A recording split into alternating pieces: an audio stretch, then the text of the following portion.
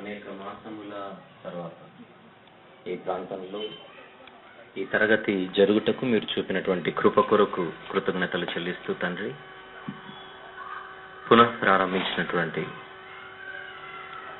ఈ లేఖనాల పరిశోధన సదస్సును దీవించమని, ప్రతి మాట మీ పిల్లలు మీకు దగ్గరవుటకు వినులాగున సహాయం చేయమని యేసు స్వామి వారి మహాపరిశుద్ధమైన నామములో ఈ ప్రార్థన అడుగుచున్నాను తండ్రి, ఆమేన్. ప్రేమైన దేవుని వారలారా, ఈరోజు మీరు వినబోయే అంశం ఈ లేఖనాల పరిశోధన సదస్సులో ప్రతి మాటను అత్యంత జాగ్రత్తగా మంచి ఏకాగ్రతతో మీరు వినాలి. బైబిల్ ఇది అద్భుతమైనటువంటి నిజమైన జ్ఞానాన్ని బోధించే, ఉపదేశించే, తెలియజేసే గ్రంథము మాత్రము కాకుండా భౌగోళిక, చారిత్రాత్మక ఆధారాలు కలిగిన పుస్తకమే మన చేతుల్లో ఉన్నటువంటి వేద గ్రంథం. ప్రపంచ చరిత్రను ఒకవైపు పెట్టి బైబిల్లో కనబడే చరిత్రను ఒకవైపు చూస్తే కరెక్ట్ గా మ్యాచ్ అయినట్టుగా మన కంటికి కనపడుతుంది. చాలా మంది బైబిల్ చదవడం తెలియక, సరైన పద్ధతిలో దానిని అర్థం చేసుకోవడం తెలియక, చదవవలసిన పద్ధతిలో చదవాలి అన్న ప్రాథమిక సూత్రం పాటించక లేఖనాలను లేదా వాక్యమును లేదా బైబిల్ను త్వరగా అపార్థము చేసుకున్న వాళ్ళు సమాజంలో ఎంతో మంది ఉన్నారు. తొందరపాటు ఒక మనిషి దగ్గర పనిచేసిన దేవుని దగ్గర, ఆయన మాట దగ్గర తొందరపాటు అన్నది అంత మంచిది కాదు, ఆరోగ్యకరమైనది అంతకంటే కాదు. ఇక బైబిల్ని అర్థం చేసుకోవాలంటే ప్రత్యేకించి పాత నిబంధనను జాగ్రత్తగా మీరు వినాలి. ఇక పాత నిబంధనను మనం అర్థం చేసుకోవాలంటే ముందుగా మనం చదువుతున్న పుస్తకం ఏంటి, ఆ పుస్తకం ఏ కాలానికి చెందినది, ఏ పరిస్థితులలో అది రాయబడింది, ఏ పరిస్థితుల గురించి అది చెబుతోంది. ఈ పీరియాడికల్ అవేర్నెస్, కాలానికి సంబంధించిన అవగాహన లేకుండా, పరిస్థితులు, స్థితిగతుల మీద అవగాహన లేకుండా బైబిల్ చదివితే ఎప్పటికీ బైబిల్ అర్థం కాదు. చాలా మంది క్రైస్తవ సోదరులకు, సోదరీమణులకు ఉన్న అలవాటు ఏంటంటే దేవునితో ఒక అగ్రిమెంట్ పెట్టుకుంటారు. ఈ రోజు నేను ఒక అధ్యాయం చదువుతాను తండ్రి అని ఆ రోజు ఆ అధ్యాయానికి మాత్రమే పరిమితమై, ఆ అధ్యాయాన్ని మాత్రమే చదివి ఈ రోజుటికి నా దినచర్య పూర్తయిందని బైబిల్ మూసి వారి పనుల్లోకి వెళ్ళిపోయే దైనందిన జీవిత విధానం మనకు అలవాటైపోయింది. అందుకే బైబిల్ అర్థం కాదు. ఇక చాలా మంది వేసే ప్రశ్న, మీరు బైబిల్ ఎన్నిసార్లు చదివారండి అని అడుగుతుంటారు. ఒక్కొక్క అధ్యాయం చొప్పున నువ్వు ఎన్నిసార్లు చదివినా నీకు ఎప్పటికీ అర్థం కాదు. అగ్రిమెంట్ చొప్పున ఏదో చదువుకుంటూ వెళ్ళిపోవాలి, దానివల్ల ఏదో పుణ్యం వస్తుంది, స్వర్గం వస్తుంది అనుకోవడం అంతకంటే మూర్ఖత్వం ఇంకొకటి లేదు. ఈ రోజు నువ్వు ఎన్ని వచనాలు చదివావు, ఎన్ని అధ్యాయాలు చదివావు, 66 పుస్తకాలలో నువ్వు ఎన్ని పుస్తకాలు పూర్తి చేశావు అన్నది అసలు ప్రశ్నే కాదు. పెద్దలుగా మీరు మీ పిల్లలకు చెబుతూ ఉంటారు, రే నువ్వు ఎంతసేపు చదివావన్నది కాదు ముఖ్యం, ఎంత నేర్చుకున్నావన్నది ముఖ్యం, నువ్వు చదివిన దానిలో నీకు ఎంత అర్థమైనదని అన్నది ముఖ్యమని మన పిల్లలకు మనం చెబుతూ ఉంటాం. మరి ఆ సూత్రాన్ని బైబిల్ విద్యార్థులుగా మనం బైబిల్ కూడా అప్లై చేయాలిగా. మరి కనుక బైబిల్ అన్నది ఏదో వచనాలు చదువుకుంటే అర్థమవుతుందనో, అధ్యాయాలు చదువుకుంటే అర్థమవుతుందనో ఈ మనసుతో ఎప్పుడు బైబిల్ చదవకూడదు. ఇక ఈ మధ్య కాలంలో క్యాలెండర్స్ వచ్చాయి. క్యాలెండర్లో ప్రతిరోజుకి ఒక బంగారు వాక్యం కింద ఉంటుంది గనక బైబిల్తో పనే లేకుండా అయిపోయింది. అంటే బైబిల్ వరకు ఇక మా అవసరత లేదు, బైబిల్ యొక్క అవసరత లేదు అన్నట్టుగా ఆఫీస్కి వెళ్లే ముందు ఒక్కసారి ఆ బంగారు వాక్యాన్ని చదివి ఈ రోజు దేవుడు నాకు ఇచ్చిన ఈ వాక్యం అని కన్ను మూసుకొని ఒక 4 సార్లు జపం చేసినట్టుగా దేవుణ్ణి ఏదో స్మరించుకొని బయటికి వెళ్ళిపోయే అలవాటు ఈరోజు మనకు అలవాటైపోయింది. ఇలాంటి భయంకరమైన పరిస్థితులలో బైబిల్ అంటే ఏంటో, అందులోని పుస్తకాలను ఎలా అర్థం చేసుకోవాలో తెలియజేసే సదస్సులు అవసరం కాదు, కానీ అత్యవసరం. అందుకే నెలకు ఒక్కసారి ఈ ప్రాంతంలో లేఖనాల పరిశోధన సదస్సు జరుగుతుంది. జరిగేది మరి గత కొంతకాలంగా నేను హైదరాబాద్లో లేను గనుక ఆగిపోయాయి. తిరిగి ఈ నెల నుంచి ఒక్కరోజు లేదా నెలకొక్కసారి లేఖనాల పరిశోధన సదస్సు ఈ ప్రాంతంలో జరుగుతుంది. వచ్చే నెల కూడా ఉంటుంది. ఆ డేట్ మీరు వెళ్లే లోపల నేను ఇస్తాను. కరపత్రిక అందినా అందకపోయినా ఇదే ఆహ్వానంగా లేదా ఇన్ఫర్మేషన్ అందినట్టుగా భావించి ఆ రోజు మీరు వచ్చేయండి. ఇక ఈ రోజు తరగతిని చాలా జాగ్రత్తగా మనము ఆలోచిద్దాం. ఈరోజు మన పాఠం నెహెమ్యా గ్రంథమును ఎలా అర్థం చేసుకోవాలి.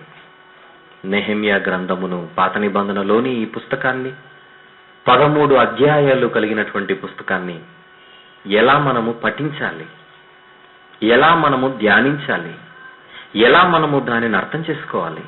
ఇది ఈరోజు ఒక ప్రాముఖ్యమైనటువంటి పాఠం. సెల్ ఫోన్స్ అన్ని ఆఫ్ చేశారు కదూ, దయ్యం దానిలో దూరకుండా జాగ్రత్త పడండి. నెహెమ్యా పాత నిబంధనలో ఉన్న 39 పుస్తకాలలో చరిత్రను తెలియజేసే పుస్తకాలు కొన్ని ఉన్నాయి. చరిత్రను తెలియజేసే పుస్తకాలు. ఒక ఆదికాండం చరిత్రను తెలియజేస్తుంది.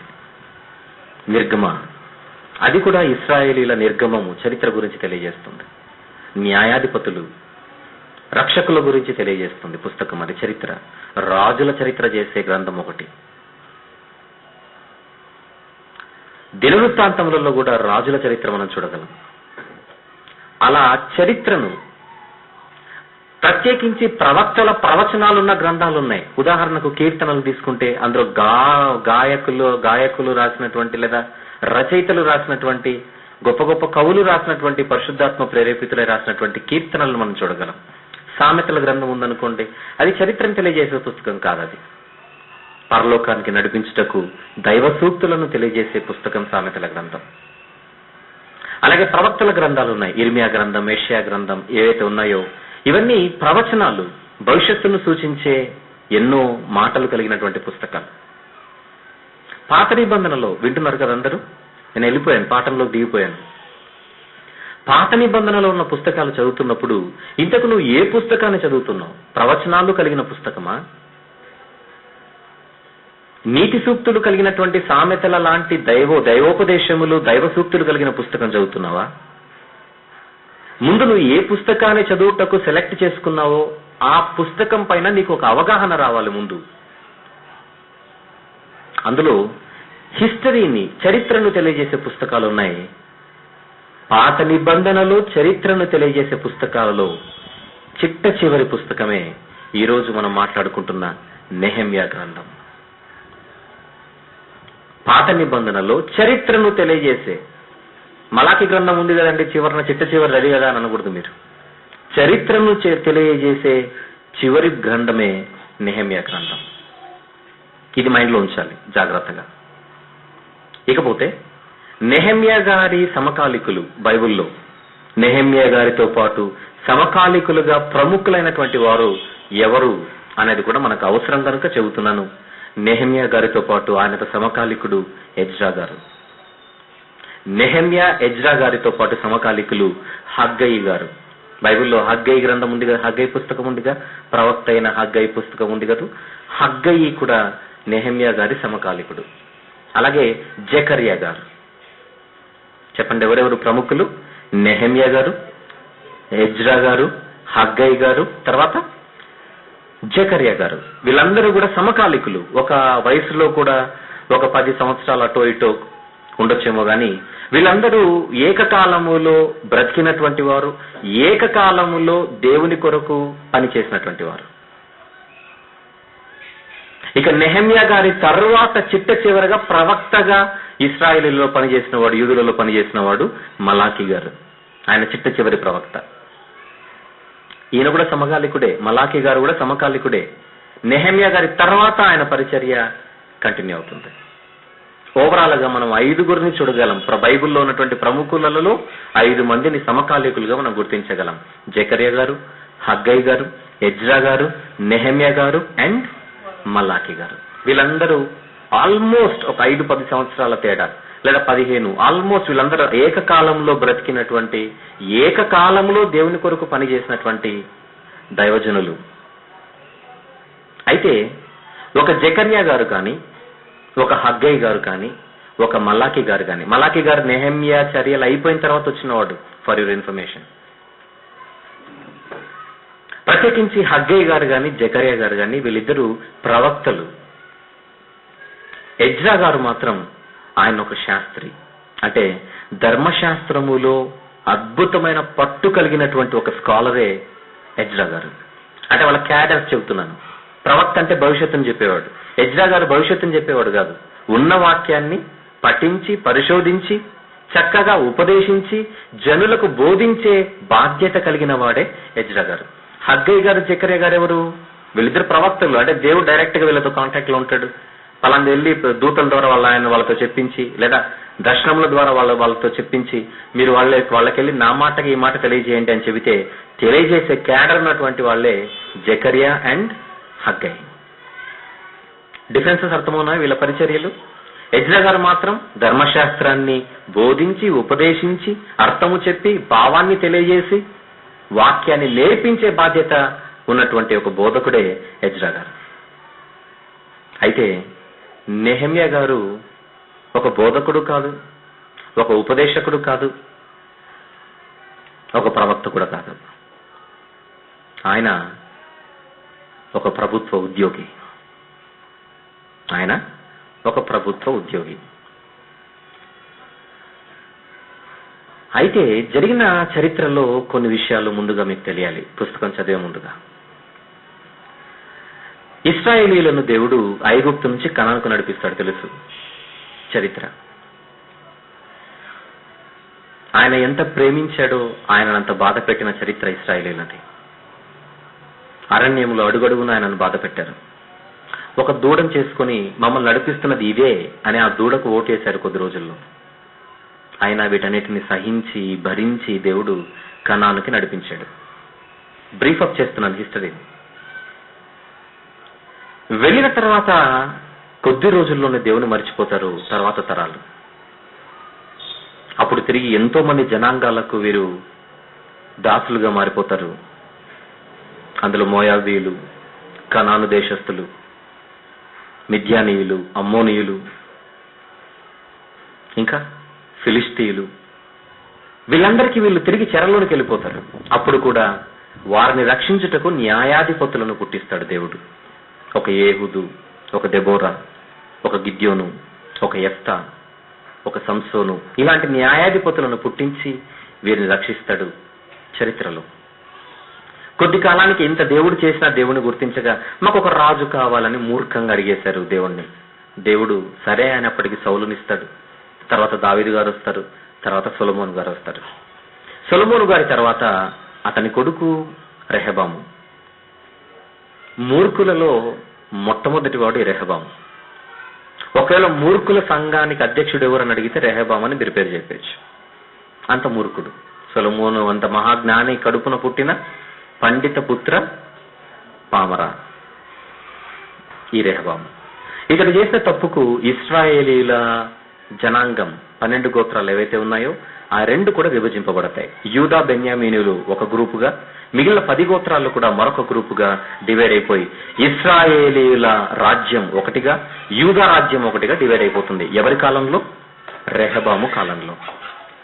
అప్పటి నుంచి ఇశ్రాయేలీల 10 గోత్రాలకు ఒక రాజు, యూదులు అండ్ బెన్యామీనీలు, ఈ యూదా దేశంగా పిలువబడే ఈ జనాంగానికి ఒక రాజు. 2 రాజులు కాలక్రమేణా వీళ్ళకు తయారైపోతారు. ఎంతో మంది రాజులు చరిత్రలో వారిని పరిపాలించుకుంటూ వస్తారు, కానీ ఏ ఒక్కడు మంచోడు కాదు. యూద రాజులలో అయినా అక్కడక్కడ కొంతమందిని మంచివారుగా చెప్పుకోవచ్చు, యెహోషాపాతు లాంటి వారిని. కానీ ఇశ్రాయేలులను పరిపాలించిన రాజుల్లో ఒక్కడు మంచోడు కాదండి. దేవుడు చూడలేక భరించలేక వీళ్ళందరినీ అష్షూరు చెరలోనికి పంపించేస్తాడు. తర్వాత కాలంలో ఏ చెర? ఎవరిని? ఇశ్రాయేలీయులను, యూదులను కాదు. తమ తోటి సోదర జనాంగము తప్పు చేసినందుకు అష్షూరు చెరలోనికి పోయినప్పుడు ఇక్కడున్న యూదా జనాంగం, రాజ్యం వాళ్ళని చూసి పాఠం నేర్చుకోవాల్సింది పోయి, మీకంటే 4 రాళ్ళు మేము ఎక్కువే తిన్నాం అని వాళ్ళకంటే డబల్ పాపం వెళ్ళి చేస్తారు. ఇక దేవుడు వీరిని కూడా ఇంకా భరించలేడు. ఒక యెషయా గారి ద్వారా, ఒక ఇర్మియా గారి ద్వారా ఎన్నో హెచ్చరికలు చేసినప్పటికీ వీళ్ళు మారుమనసు పొందరు, మార్పు రాదు.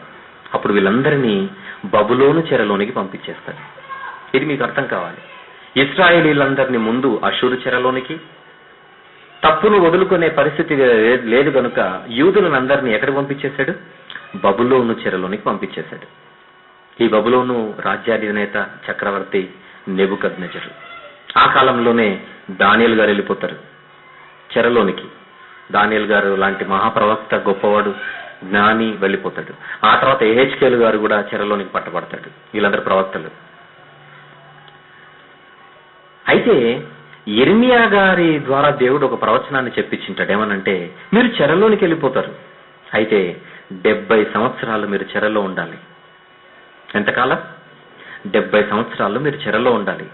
ఆ 70 సంవత్సరాలు అయిన తర్వాత తిరిగి నేను మీ ప్రాంతానికి నేను మిమ్మల్ని రప్పిస్తాను.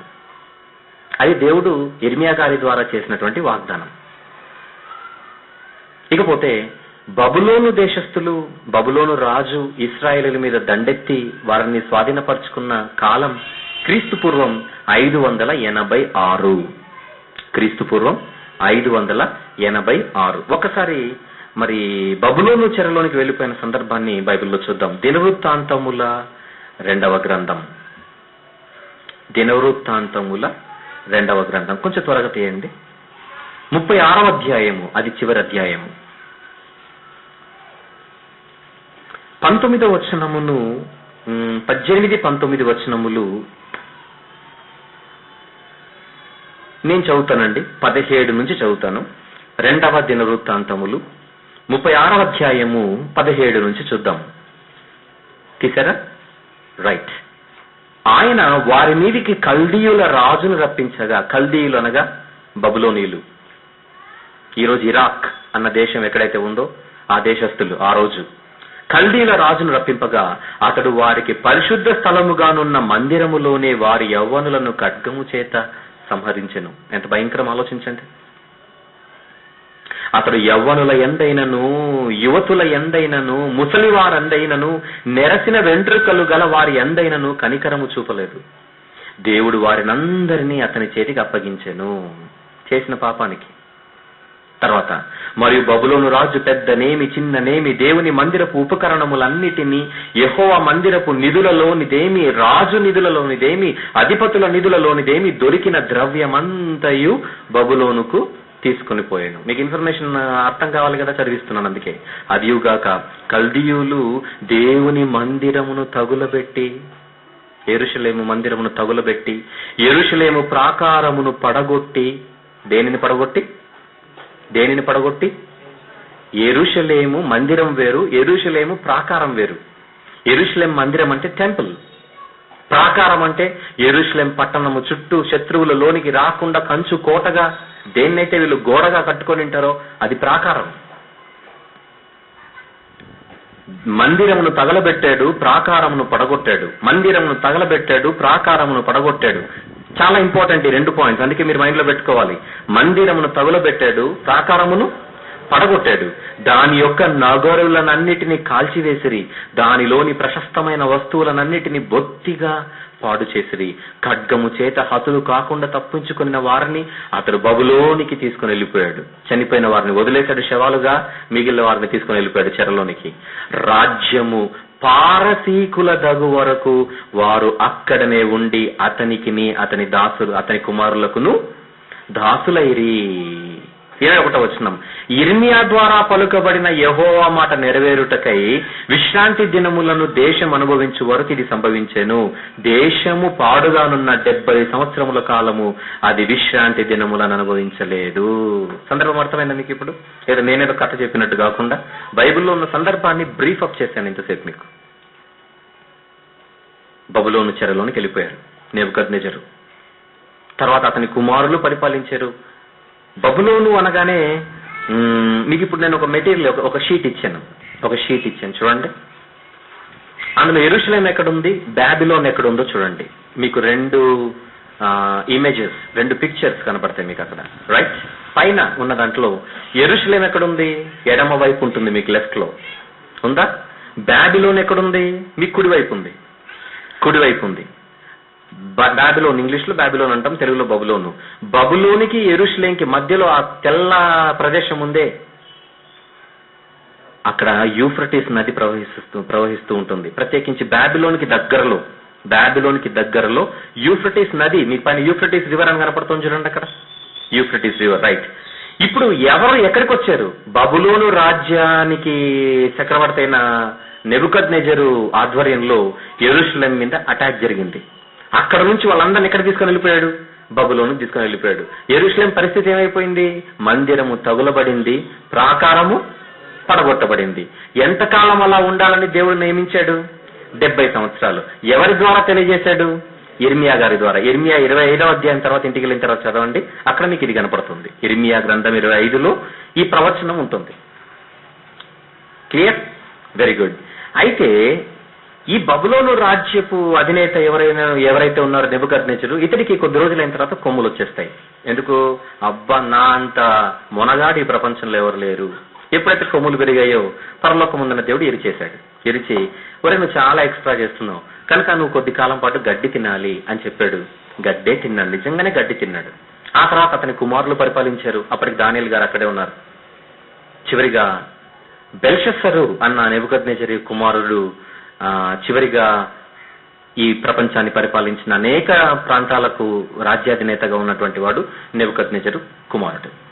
అయితే అతడు తప్పు చేస్తాడు. ఎందుకంటే ఈ బబులోనుకి యెరూషలేంలో నుంచి వచ్చినటువంటి మందిరంలో ఉన్న పాత్రలన్నిటిని తీసుకొని వచ్చి గొప్ప విందు చేయించి వాటిని వాడడం వలన దేవుడు ఇమ్మీడియట్ గా ఒక రాత రాయించి మెనే టెకెల్ ఉఫార్సీన్ అన్న దానిని గోడ మీద రాయించి బెల్షస్సరును అధికారం నుంచి తీసి ఆ రాత్రి ప్రాణము తీయించి దేవుడు మాదీయులకు పారసీకులకు అధికారాన్ని ఆధిపత్యాన్ని అప్పగించేస్తాడు.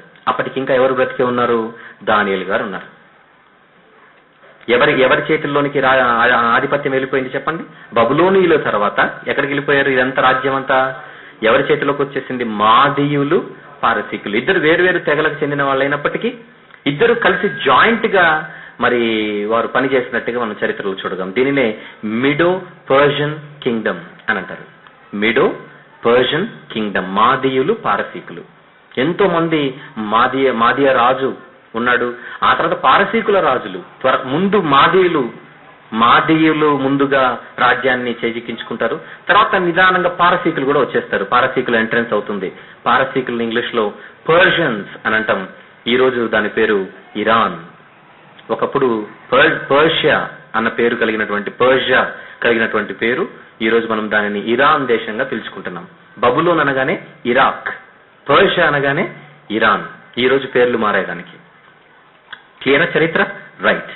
అలా పారసీకుల రాజుల చేతిలోనికి వెళ్ళిపోయింది. అయితే ఈ పారసీకుల రాజులలో అందరికంటే గొప్పవాడు, ప్రథముడు, ఒక రకంగా చెప్పాలంటే అన్యుడైనప్పటికీ దేవునికి ఇష్టమైన వాడు. అతని పేరు కోరెషు. ఏం పేరు అతని పేరు? కోరెషు. కోరెషు గురించి మనం ఎప్పుడైనా సపరేట్ గా మాట్లాడుకుందాం. ఎందుకంటే దేవుడు అతను ఎందుకో ప్రేమించాడు, కోరెషును ప్రేమించాడు. ఇక యిర్మీయా గారు చెప్పినటువంటి 70 సంవత్సరాల కాలము పూర్తయ్యే సమయం ఆసన్నమైంది. అప్పుడు ఆసన్నమైందంటే 50% అయిపోయి ఉంటుంది ఆల్మోస్ట్. క్రీస్తు పూర్వం 586లో బబులోను చెరలోనికి వెళ్ళిపోయారు. తర్వాత క్రీస్తు పూర్వం 538లో సుమారు క్రీస్తు పూర్వం 538లో కోరెషు ని దేవుడు ప్రేరేపించినప్పుడు ఇమ్మీడియట్ గా కోరెష్ ఎట్లుంటుందనంటే డిక్టేటర్షిప్ కాదు, నెబుకద్నెజర్ లాంటి క్రూరుడు కాదు కోరెషు. అంత నేనే వెళ్ళాలి, నేను చెప్పినట్టు వినాలి అని ఉండదు. అందరూ చక్కగా ఉండాలి, అందరూ హ్యాపీగా ఉండాలి అనే తత్వం కోరెషుది. దేవుడిచ్చినటువంటి మనసు అది. గనుక ఇతను ఏం చేశారంటే, యూదులను మీరు చెరలో ఉన్నారు కానీ మీ ప్రాంతానికి వెళ్ళిపోండి, యెరూషలేంకి వెళ్ళి మీ మందిరం కట్టుకోండి అని పర్మిషన్ ఇచ్చేస్తాడు. ఎవరు? కోరెషు. మందిరాన్ని పడగొట్టింది, కాల్చింది ఎవరు? బబులోను రాజు నెబుకద్నెజరు. మందిర ప్రాకారాన్ని కూల్చేసింది ఎవరు? ఈ బబులోను రాజు ఆధ్వర్యంలో జరిగినటువంటి అటాక్లు ఇదంతా జరుగుతుంది. అయితే కోరెషు ఏలుబడిలో కోరెషు ఇమ్మీడియట్ గా పంపించేసి మీరు మందిరం కట్టుకోండి అని పంపించేస్తారు. అలా చెరలో నుంచి ఫస్ట్ ఫేజ్, మొదటి ఘట్టం, మొదటి దశలో చాలా మంది తిరిగి యెరూషలేంకి వచ్చేస్తారు. చూడండి మ్యాప్ లో, ఇంకా మనం చూడలేదు. ఈ బబులోను నుంచి అట్లా కుడివైపుకి వచ్చేస్తే స్యూసా అని ఒకటి ఉంది చూడండి, అక్కడ ఉందా? SUSA, స్యూసా. తెలుగులో దాన్ని షూషను అని అంటారు. ఈ మిడో పర్షియన్ ఎంపైర్ అని ఉంది చూడండి అక్కడ, అంతా కదా, అదంతా కూడా మాదీయ పారసీకుల రాజ్య భాగం. ఈ పారసీక దేశపు రాజధానే ఆ స్యూసా, తెలుగులో షూషను. రాజధాని. దేనికి రాజధానిది? పారసీకపు లేదా పర్షియా క్యాపిటల్ సిటీ అది. అక్కడే చక్రవర్తి ఉంటాడు.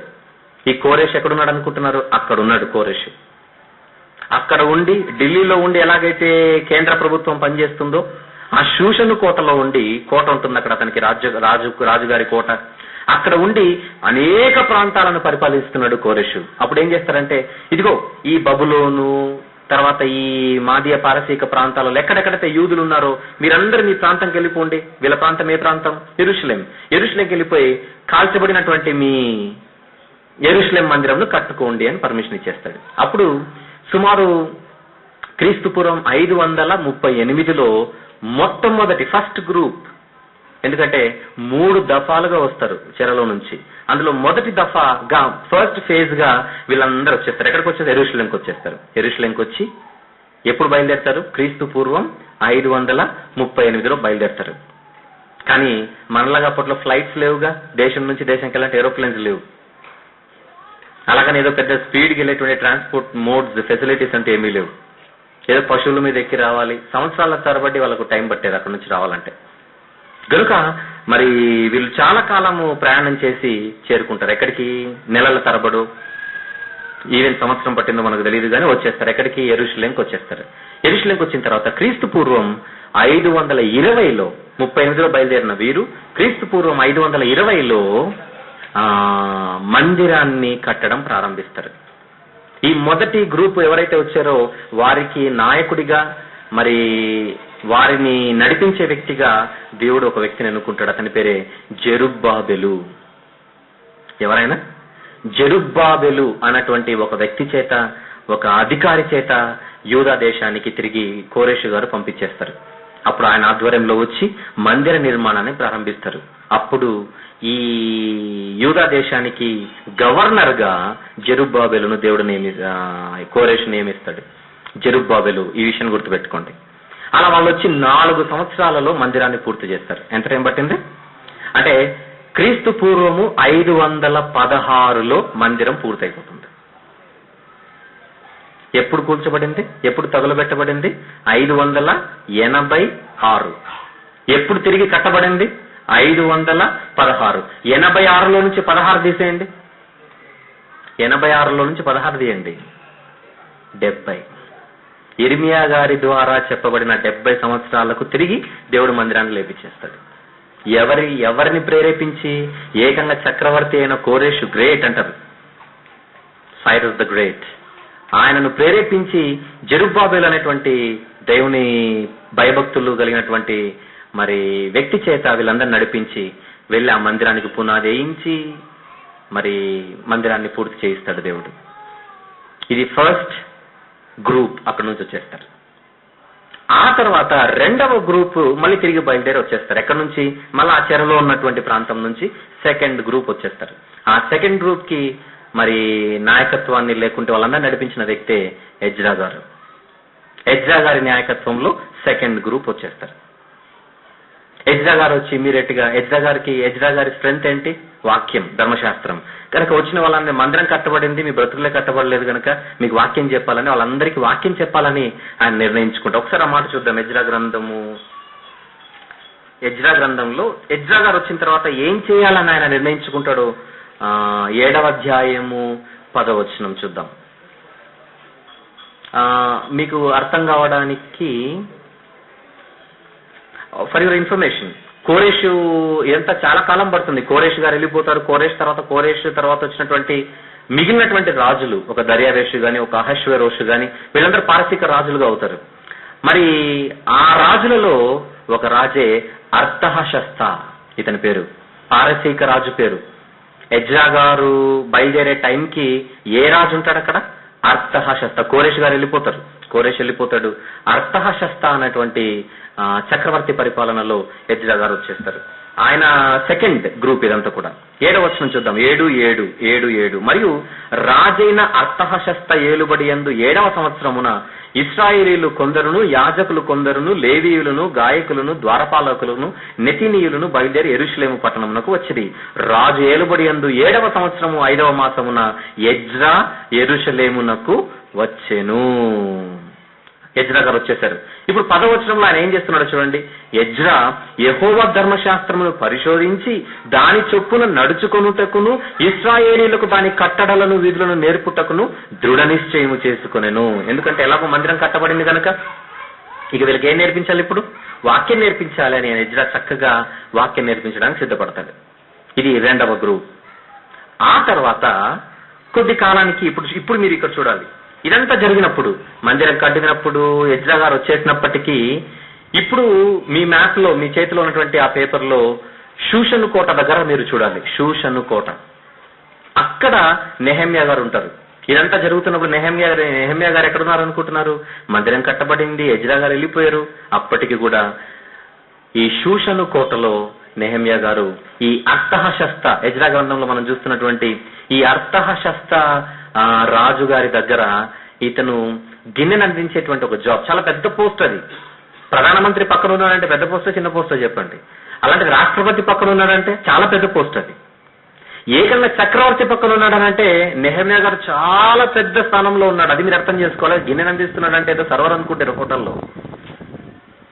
రాష్ట్రపతి అంటే చక్రవర్తికి ఆయన గిన్నెను అందిస్తున్నాడంటే, పక్కన ఉన్నాడంటే ఎంత పెద్ద పోస్ట్ అనుకుంటున్నారా ఆయనది? ప్రభుత్వంలో ఒక ఉద్యోగస్తుడు కాదు ఆయన, చాలా పెద్ద ఉద్యోగి. అంటే ఎవరైనా చక్రవర్తికి ఏదైనా చెప్పాలనుకుంటే నెహెమ్యా గారు చెప్పేవారు, మీరు చూడండి రికమెండేషన్స్. అంటే అంత పెద్ద పోస్ట్ లో ఉన్నాడు.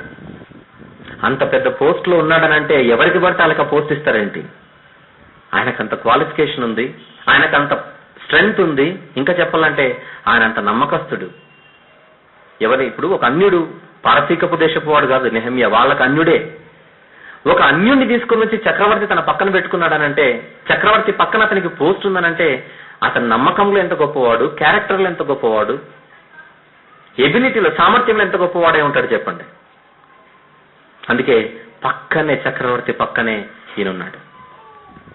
అప్పుడు ఈయన షూషను కోటలో ఉన్నాడు. ఇప్పుడు యెరూషలేము నుంచి నెహెమ్యా గారి సహోదరులలో హనాని అనేటువంటి ఒక సోదరుడు షూషను కోటకు వస్తాడు. సందర్భం, నెహెమ్యా గ్రంథంలోకి వెళ్ళిపోతున్నాను ఇప్పుడు కనుక జాగ్రత్త వినాలి. నెహెమ్యా దగ్గరికి ఎక్కడున్నాడు? నెహెమ్యా గారు షూషను కోటలో ఉన్నాడు. యూదా దేశం నుంచి, యెరూషలేము నుంచి నెహెమ్యా గారి సోదరులలో హనాని అనేటువంటి ఒక సోదరుడు షూషను కోటకు వచ్చినప్పుడు నెహెమ్యా గారు కుశల ప్రశ్నలు అడిగారు. ఎలా ఉంది పరిస్థితి, ఎలా ఉంది యెరూషలేం పరిస్థితి, ఎలా ఉంది అనేసరికి వాళ్ళు చెబుతారు, మందిరం అయితే కట్టబడింది కానీ ప్రాకారం లేదన్నా అని చెప్పారు. ప్రాకారం అంటే ఏంటి? చుట్టూ కంచుకోట లేదు. ప్రత్యేకించి ఈ ప్రాకారానికి గేట్స్ ఉండేవి. తెలుగులో వాటిని గుమ్మములు లేదా ద్వారములు అని అంటారు. పెద్ద చుట్టూ, పట్టణం చుట్టూ గోడ అంటే చిన్న విషయం కాదుగా. సో దానికి ఎన్నో గేట్స్ ఉండేవి. వీళ్ళు ఏం చెప్పారంటే, ఈ నెబుకద్నెజర్ ఏం చేశాడు? ప్రాకారాన్ని పడగొట్టేశాడు. ఆ ద్వారాలను, గుమ్మాలన్నిటిని కాల్చేశాడు. భయంకరమైన పరిస్థితి. ఒకప్పుడు దావీదు గారు, సొలొమోను గారు పరిపాలించేటప్పుడు యెరూషలేం యొక్క వైభవం ఏంటో తెలిసిన వారు, విన్నవారు ఆ పరిస్థితిని చూస్తే అసలు వాళ్ళకు ముద్ద దిగదు. హైదరాబాద్ ఇంత బాగుంది, సికింద్రాబాద్ ఇంత బాగుంది. సడన్ గా ఒక నెల రోజులు ఇది శ్మశానంగా మారిపోయింది అనుకోండి. నెల రోజుల్లో ఒక ఖైరతాబాద్ లేదు, ఒక సికింద్రాబాద్ లేదు, ట్యాంక్ బండ్ లేదు, చార్మినార్ లేదు, బూడిదైపోయింది. పక్క దేశస్తులు యుద్ధానికి వచ్చారు, బాంబుల మోత మోగించారు, మొత్తం శ్మశానంగా మారిపోయింది, బూడిదైపోయింది. ఎక్కడ చూసిన శవాలు, దిబ్బలు, చెత్త. మనలో కొంతమంది బతికామనుకోండి, అప్పుడు ఈ పట్టణ పరిస్థితి చూసి మన ఫీలింగ్ ఎలా ఉంటుంది చెప్పండి. అంతవరకు ఎందుకు, మీ ఇంటికి వెళ్ళి మీ ఇంటి పరిస్థితి చూడండి, ఎలా ఉంటుంది మీ ఫీలింగ్ చెప్పండి. మీ ఇల్లు లేదు ఇప్పుడు, నిన్నటి వరకు అదే ఇంటిలో ఉన్నారు, ఈరోజు ఇల్లు లేదు. ఇంటిలో మీ కుటుంబ సభ్యులతో మీరు చక్కగా ఎంచక్క ఆడుతూ పాడుతూ తిరిగిన సందర్భాలలో ఇంట్లో ఒక్కరు లేరు, ఇప్పుడు అందరూ చచ్చిపోయారు, నువ్వు ఒక్కడే బతికావు. అమీర్పేటలో నీ బంధువులు లేరు, ఎస్ఆర్ నగర్లో నీ స్నేహితులు లేరు, అందరూ చచ్చిపోయారు. అప్పుడు నీ ఫీలింగ్ ఎలా ఉంటుంది ఆలోచించు. అలాగనే నెహెమ్యా గారి పరిస్థితి. రాగానే అడిగాడు, ఏంటి పరిస్థితి అని అంటే, మందిరం అయితే కట్టబడింది కానీ ప్రాకారం లేదు. ఇప్పటికి అలాగనే ఆ చెత్త అలాగనే ఉంది, ఆ దిబ్బ అలాగనే ఉంది, ఆ రాళ్ళు కుప్పలు అలాగనే ఉన్నాయి, ఆ గుమ్మములు ఇంకా కాల్చబడిన స్థితిలోనే ఉన్నాయనేసరికి మనలో మనమైతే ఏమనుకుంటాం చెప్పండి, పోతే పోతే నాకెందుకు, నాకైతే మంచి చక్రవర్తి పక్కన మంచి పోస్ట్ ఉంది, హ్యాపీ, ఐఎమ్ హ్యాపీ. ఏం చేద్దాం, మనం తప్పు చేసాం, మరి తప్పదు, ఇంకా దేవుడు ఏదో ఒక రోజు మనకు టైం వస్తుంది అనేదో మనం పెద్ద కాకమ్మ కబుర్లు చెప్పేసి డైలాగులు కొట్టేసి సైలెంట్ అయిపోతాం. కానీ నెహెమ్యా గారు మాత్రం తట్టుకోలేకపోయాడంటే దానికి. ఏంటి నా సోదరుల పరిస్థితి, ఇక సోదరులు అయితే భయం, అప్పుడున్న ప్రజల జీవన స్థితి గతులు అత్యంత అధ్వానంగా ఉన్నాయనే రిపోర్ట్ నాకు అందేసరికి తట్టుకోలేకపోయాడు. తట్టుకోలేకపోయి భయంకరమైనటువంటి బాధలోకి వెళ్ళిపోయి ఉపవాసం ఉండి వెళ్ళి దేవుని దగ్గర కూర్చొని ప్రార్థన చేస్తాడు. తండ్రి, తప్పు చేశాను, నేను తప్పు చేశాను, మా పితరులు తప్పు చేశారు, నేను తప్పు చేశాను, మేమందరము తప్పు చేశాను. మోషే గారి ద్వారా నువ్వు చెప్పావు, మేము తప్పు చేస్తే దేశం నుంచి పంపించేస్తానని, అదే నెరవేర్చావు. కానీ అట్ ద సేమ్ టైం నువ్వు ఒక మాట చెప్పావు ప్రభువా, ఒకవేళ మేము మారు మనసు పొందితే తిరిగి మాకు బ్రతుకునిస్తానని చెప్పావుగా. ఇప్పుడు మేము మా పాపాలు ఒప్పుకుంటున్నాం, తిరిగి మాకు పూర్వపు బ్రతుకునివ్వు అని దేవుని దగ్గర ప్రార్థన చేస్తాడు. ఇక్కడ ఈ విషయం ఏంటంటే, ఆ వచనాన్ని చూద్దాం. ఆ నెహెమ్యా గ్రంథం 1వ అధ్యాయము 6వ వచనం చూద్దాం. 6వ వచనం, 1వ అధ్యాయం 6వ వచనం. నీ చెవి యొగ్గి నీ నేత్రములు తెరచి నీ సన్నిధిని దివారాత్రము నీ దాసులైన ఇశ్రాయేలీల పక్షముగా నేను చేయు ప్రార్థన అంగీకరించు. ప్రార్థన చేస్తున్న దేవుడు నెహెమ్యా గారు ఎవరి పక్షాన? ఇశ్రాయేలీలందరి పక్షాన. ఏమంటున్నాడు ఆయన? నీకు విరోధముగా పాపము చేసిన ఇశ్రాయేలు కుమారుల దోషమును నేను ఒప్పుకొనుచున్నాను, నేనును నా తండ్రి ఇంటి వారము పాపము చేసి ఉన్నామని. తర్వాత అదంతా చదవండి. ఇక్కడ విషయం ఏంటంటే, తప్పు తన సోదరులందరూ చేస్తే వాళ్ళందరి పక్షాన విజ్ఞాపన చేసే వ్యక్తిగా నెహెమ్యా గారు కనపడుతున్నారు. నిజానికి భయభక్తుల విషయంలో ఆలోచిస్తే నెహెమ్యా గారు గొప్పవాడు. అప్పుడే గనక కన్ను మూస్తే పరలోకానికి పాత్రుడిగా ఎంచబడిన క్యారెక్టర్ కలిగినటువంటి వాడు నెహెమ్యా గారు. కానీ ఆయన పరిస్థితి ఏంటో, ఆయన క్యారెక్టర్ అబ్జర్వ్ చేయండి. ఒక ప్రభుత్వ ఉద్యోగంలో అత్యంత ఉన్నత స్థానంలో ఉన్నటువంటి నెహెమ్యా గారు, నేనేదో బాగున్నాను కదా, నా బ్రతుకు బాగుంది కదా, ఎవరు ఎట్లా పోతే నాకేంటి అని ఆలోచించకుండా తన సోదరుల పరిస్థితులు చూసినప్పుడు తట్టుకోలేక, అలాగని తన స్వబలముతో తన సొంత శక్తితో ఏదో వాళ్ళకి సహాయం చేయాలనకుండా, ఇదంతా దేవుని వలన జరుగుతున్న కార్యక్రమం గనక నేను దేవుని దగ్గర విజ్ఞాపన చేయాలని తనను తాను తగ్గించుకొని, ఏమండి, ఒక 10,000 రూపాయలు ప్రభుత్వ ఉద్యోగం వస్తే మనం ఎవరికి దొరకం. అలాంటిది ఎంత హై పోస్ట్ లో ఉన్నటువంటి ఆయన తనను తాను తగ్గించుకొని దేవుని దగ్గర ప్రార్థన చేస్తూ, ప్రభు వీళ్ళందరూ చెడ్డోళ్ళు, ప్రభు వాళ్ళని క్షమించనట్లేదు, నేను నా పితరులు మేమందరం పాపం చేశాం, మా పాపాలు ఒప్పుకుంటున్నాం, మమ్మల్ని క్షమించు.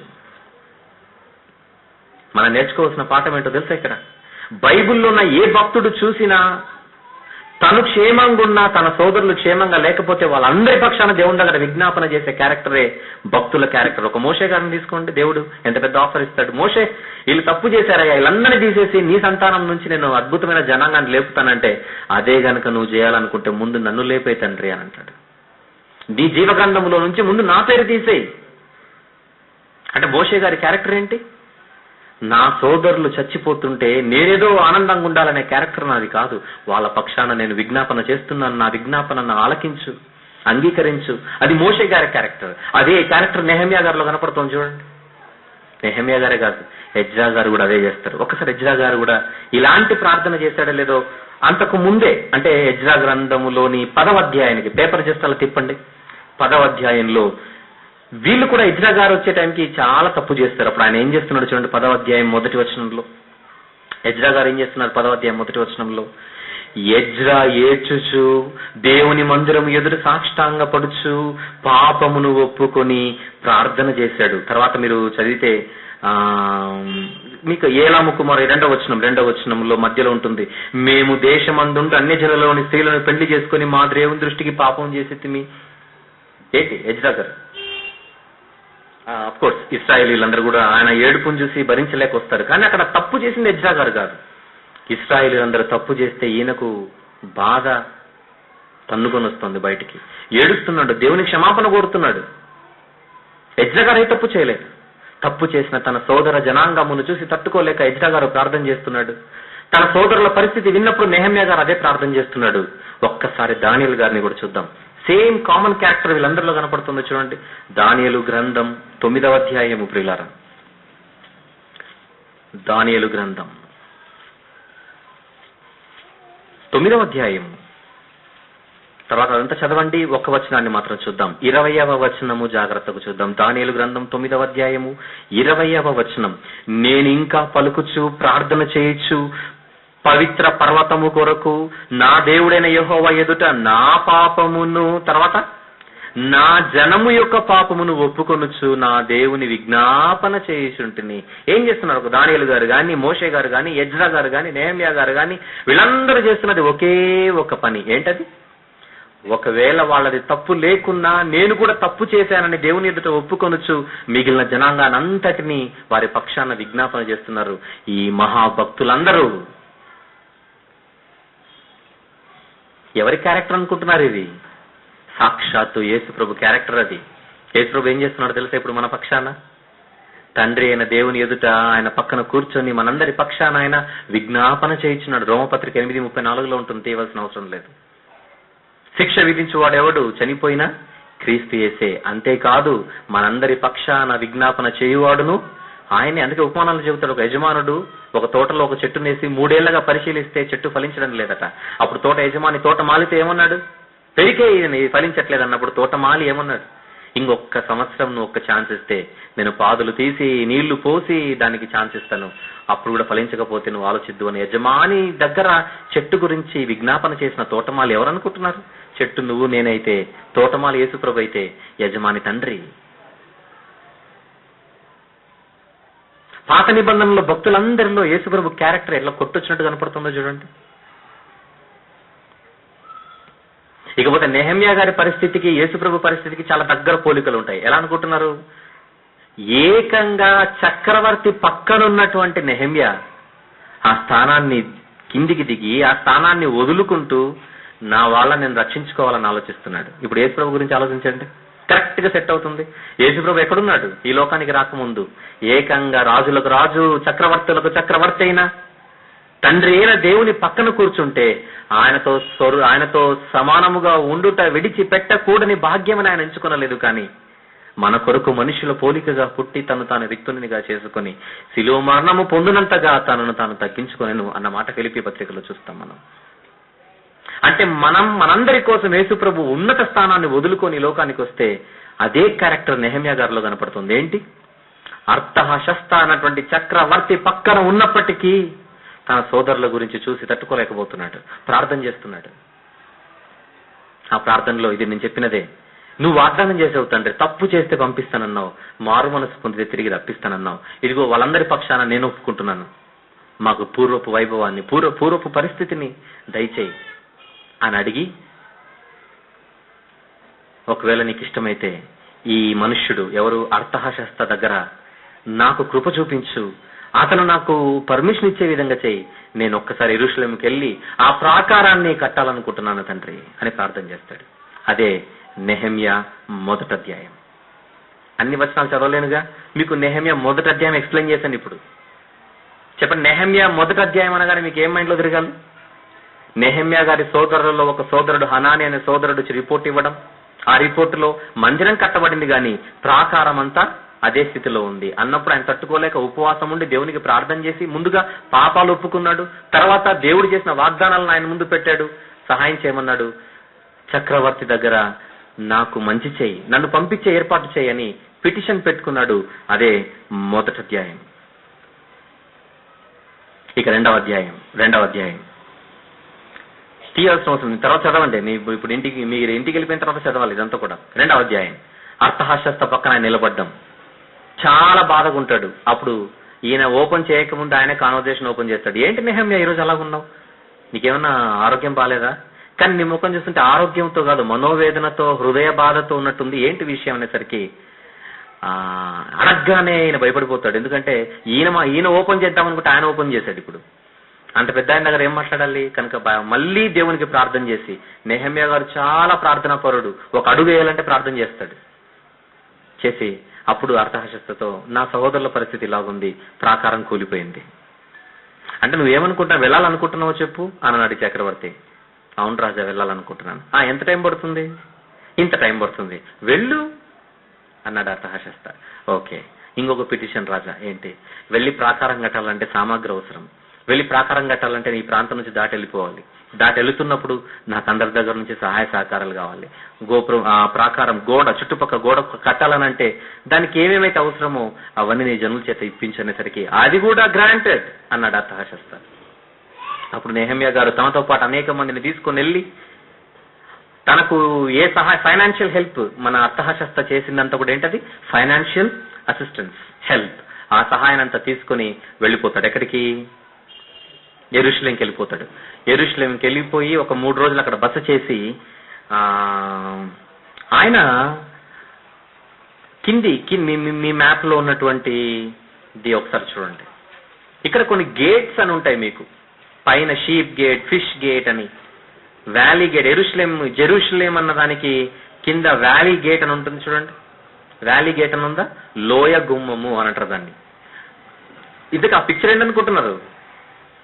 ప్రాకారం అది, టెంపుల్ గుడి, మందిరం అది. మందిరం మాత్రమే కట్టబడింది. ఇప్పుడు ఈ స్ట్రక్చర్ ని కట్టడం కొరకు లేదు. ఇప్పుడు నెహమ్యా గారు వచ్చారు. ఇప్పుడు ఈ ప్రాకారాన్ని కట్టుటకే నెహమ్యా గారు వచ్చారు. నెహమ్యా గారు ఎందుకు షూషను పారసీకపు రాజధాని అయిన షూషను వదిలి యెరూషలేంకి ఎందుకు వచ్చాడు చెప్పండి? ఈ ప్రాకారాన్ని కట్టాలి. ప్రాకారం లేకుండా ఒకసారి ఆ టెంపుల్ ఊహించుకోండి. ఇప్పుడు మీరు సెక్యూరిటీ లేదు. ఆ కాలంలో ఏంటంటే కోటలు ఎందుకు ఉండేవంటే శత్రువులు ఎంటర్ అవ్వకుండా. ఆ కాలంలో ఈ కంచుకోటలు ప్రాకారం లేకపోతే దోపిడీగా అంటారు, ఇమ్మీడియట్ గా వచ్చేసి మనుషులను చంపేసి ఆస్తులను జప్తు చేసుకుని భయంకరమైన ఇన్సెక్యూరిటీ. అందుకోసం ఏం చేశారంటే ఎప్పుడైతే ప్రాకారం పడిపోయిందో చెరలోనికి వెళ్ళిపోకుండా మిగిలిన కొంతమంది మిగిలి ఉంటారే వీళ్ళందరూ వేరే వేరే ప్రాంతాలకు వెళ్ళిపోయారు. యెరూషలేంను వదిలేసి నివాసము లేని, జనము లేని, పాడు దిబ్బగా ఉన్న పరిస్థితి. కానీ అప్పుడప్పుడే 1, 2, 3, 4 అక్కడ చేరుకుంటూ మందిరాన్ని అయితే కట్టుకున్నారు. కానీ సెక్యూరిటీ అయితే లేదు. ఎప్పుడైతే దీనివల్ల ఎంత నష్టం ఉందనుకుంటున్నారు? సెక్యూరిటీ లేకపోతే యూదులు అక్కడ వచ్చి ఉండరు.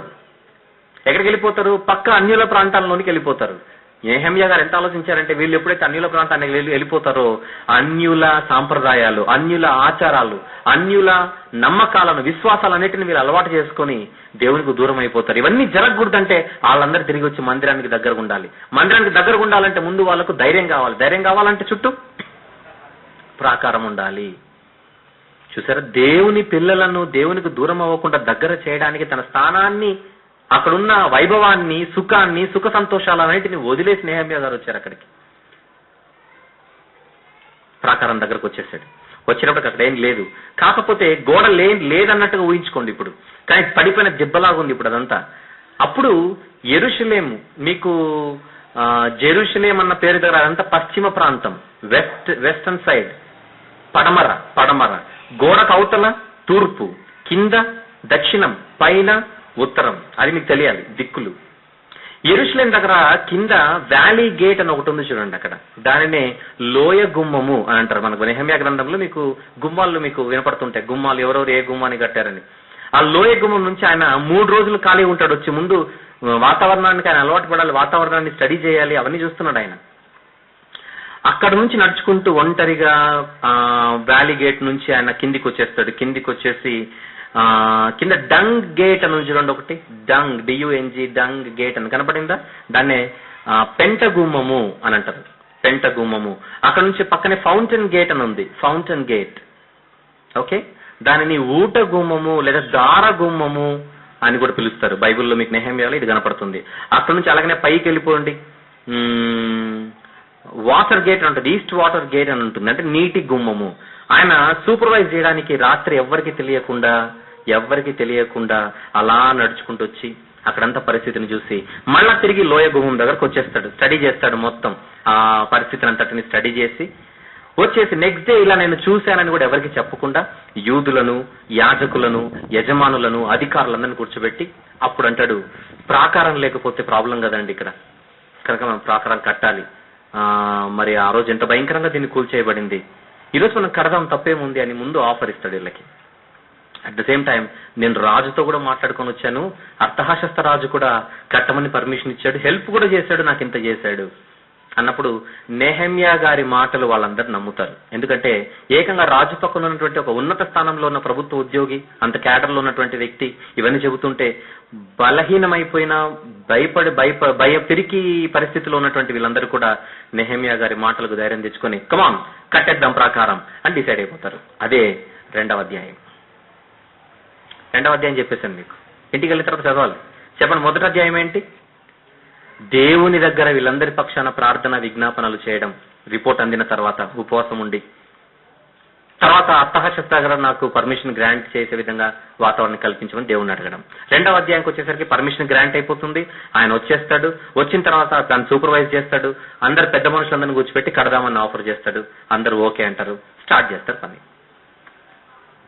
చేసిన తర్వాత ముందుగా ఎక్కడ నుంచి ప్రారంభిస్తారు పని, మీకు మ్యాప్ ఉండాలి. అందుకే మ్యాప్ లేకపోతే మీకు ఏం అర్థం, ఏం చెబుతున్నానో మీకు అర్థం కాదు. అందుకే ఈ రోజు మీ అందరి చేతికి ఇది ఇచ్చాను, బ్యానర్ వేపిద్దాం అనుకున్నాను, టైం లేదు, అందుకే ఇది ఇచ్చాను మీకు.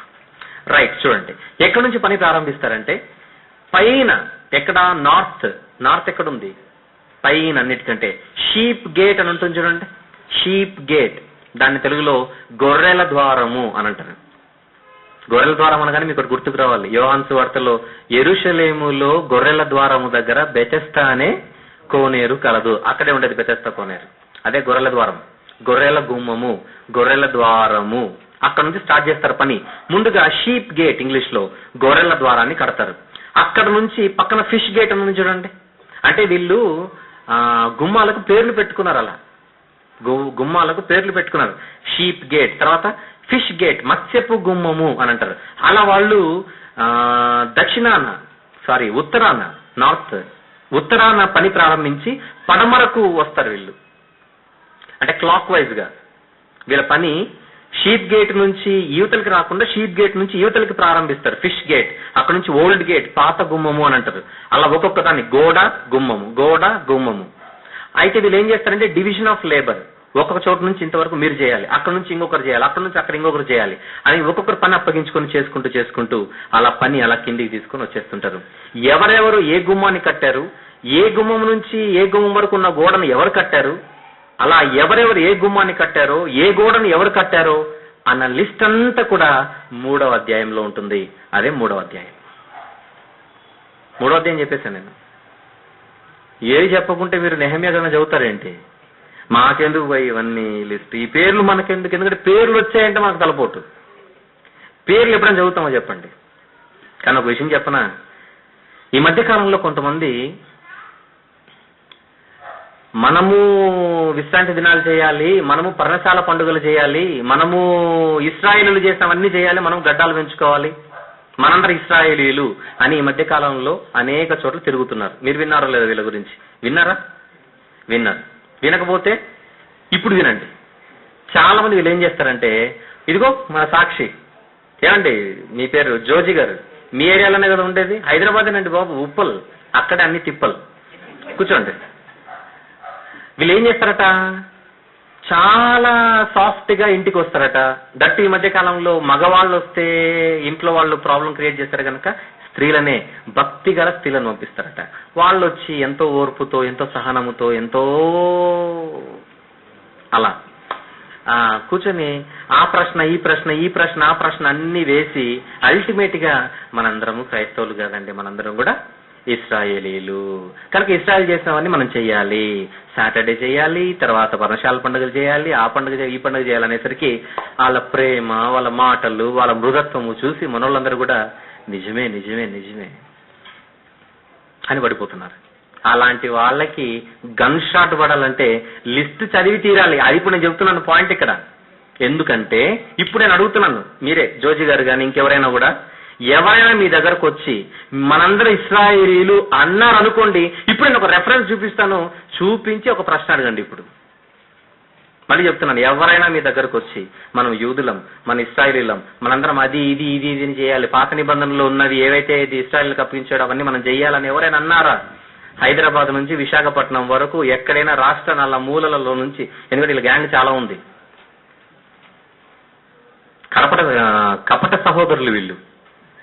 వంకర మాటలతో క్రూర మృగాలుగా, గొర్రె చర్మము కప్పుకున్న తోడేళ్లుగా అనేక మందిని భక్షించేస్తున్నారు వీళ్ళందరూ కూడా. వాళ్ళకు బుద్ధి రావాలంటే ఇప్పుడు నేను ఒక వచనం చూపిస్తాను, మీరు దాన్ని ముందు పెట్టి అడగండి, ఇంకా తర్వాత ఇంకేం మాట్లాడకండి. నెహెమ్యా గారి గ్రంథం అంత ఇంపార్టెంట్.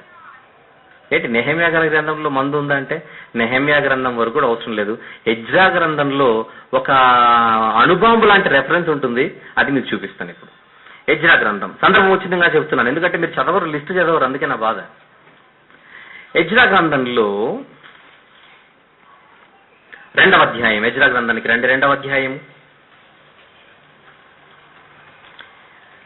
ఎజ్రా గారుతో పాటు వీళ్ళందరూ వస్తారుగా, చెరలో నుంచి బయటకు వస్తారు కదా. అప్పుడు వీళ్ళు ఏ వంశము వాళ్ళు, ఎవరెవరు ఇక్కడికి వచ్చారు, చెరలో నుంచి ఎవరు వచ్చారు, ఎవరెవరు ఏ వంశానికి చెందిన వాళ్ళు అని మొత్తం లిస్ట్ ప్రిపేర్ చేస్తుంటారు. చేస్తున్నప్పుడు సందర్భం అర్థమైంది మీ అందరికీ. చెరలో నుంచి వీళ్ళు వచ్చేసిన తర్వాత ఎవరెవరు వచ్చారు, వచ్చిన వాళ్ళలో ఎవరెవరు ఏ వంశస్థులు అని చెక్ చేయడం మొదలు పెడతారు. పెడితే 59వ వచనం నుంచి కొన్ని వచనాలు చూద్దాం. ఎజ్రా గ్రంథం 2వ అధ్యాయం 59 నుంచి చూస్తే నేను చదువుతున్నాను. మరియు తేల్మెలహు, తేల్హర్ష, కెరూబు, అద్దాను, ఇమ్మేరు అను స్థలంలో నుండి కొందరు వచ్చిరి. అయితే వీరు తమ పితరుల యొక్క ఇంటినైనను తర్వాత వంశావళినైనను చూపించలేకపోయినందున వారు ఇశ్రాయేలీలో కారో తెలియకపోయేను. మీకు అర్థమైందో లేదో పాయింట్. అప్పటిలోనే వాళ్లతో పాటే చెరలో నుంచి వచ్చినటువంటి వాళ్ళందరినీ, నువ్వు వచ్చావు కదా అక్కడి నుంచి, నువ్వు ఏ వంశం అని అడిగితే వంశం పేరు చెప్పట్లేదట. పోనీ మీ పూర్వీకుడు ఎవరంటే పూర్వీకుడి పేరు చెప్పట్లేదట. మీ పితరుడు ఎవరంటే పితరుడి పేరు చెప్పట్లేదట. పోనీ బుక్స్ లో చూస్తే వీళ్ళ వంశావళులు ఏవి కనపడట్లేదు, వీళ్ళ తాత ముత్తాతల చరిత్ర. అప్పుడు ఏం చేశారు వీళ్ళు, వారెవరనగా దెలయ్యా వంశస్థులు, టోబియా వంశస్థులు, నెకోదా వంశస్థులు, వీరు 650 మంది, 52. మరియు యాజకులలో హబ్బయ్యా వంశస్థులు, హక్కూజు వంశస్థులు, గిలాదీయుడైన బర్జిల్లయి యొక్క కుమార్తెలలో ఒకతను పెళ్లి చేసుకుని వారి పేర్లను బట్టి బర్జిల్లయి అని పిలువబడిన వాని వంశస్థులు. వీరు వంశావళి లెక్కలో తమ తమ పేర్లు వెదికినప్పుడు అవి కూడా కనబడకపోయినందున యాజక ధర్మములో నుండి ప్రత్యేకింపబడి అపవిత్రులుగా ఎంచబడిరి. మీకు పాయింట్ అర్థమైందో లేదో. ఎవరెవరైతే మేము ఇశ్రాయేలీలు అని ఆ రోజు ఎజ్రా గారితో పాటు వచ్చారో, ఎజ్రా గారు ఇమ్మీడియట్ చెక్ చేశారట, నువ్వు ఇశ్రాయేలీయుడు కదా, ఏ వంశం, పలానా వంశం. ఇమ్మీడియట్ దిస్ ఓటర్ లిస్ట్ లో చూశాడు, మన భాషలో చూస్తే లేదు అనేసరికి, అయితే నువ్వు ఇశ్రాయేలీయుడు కాదని ఉంటే దొంగ మాతో పాటు వచ్చేసావు నువ్వు. అప్పటి కాలములోనే ఇశ్రాయేలీల పూర్వీకులలో పేరు చెప్పకపోతే నువ్వు ఇశ్రాయేలీనివి కాదు అని పక్కన పెట్టేస్తే, ఈ రోజు ఈ పెద్ద మనుషులు ఎవరైతే గడ్డాలు పెంచుకొని మన దగ్గరకు వచ్చి నేను ఇశ్రాయేలీని అంటే మీరు ఏమడగలి ప్రశ్న, ఏ వంశం వాడివి నువ్వు?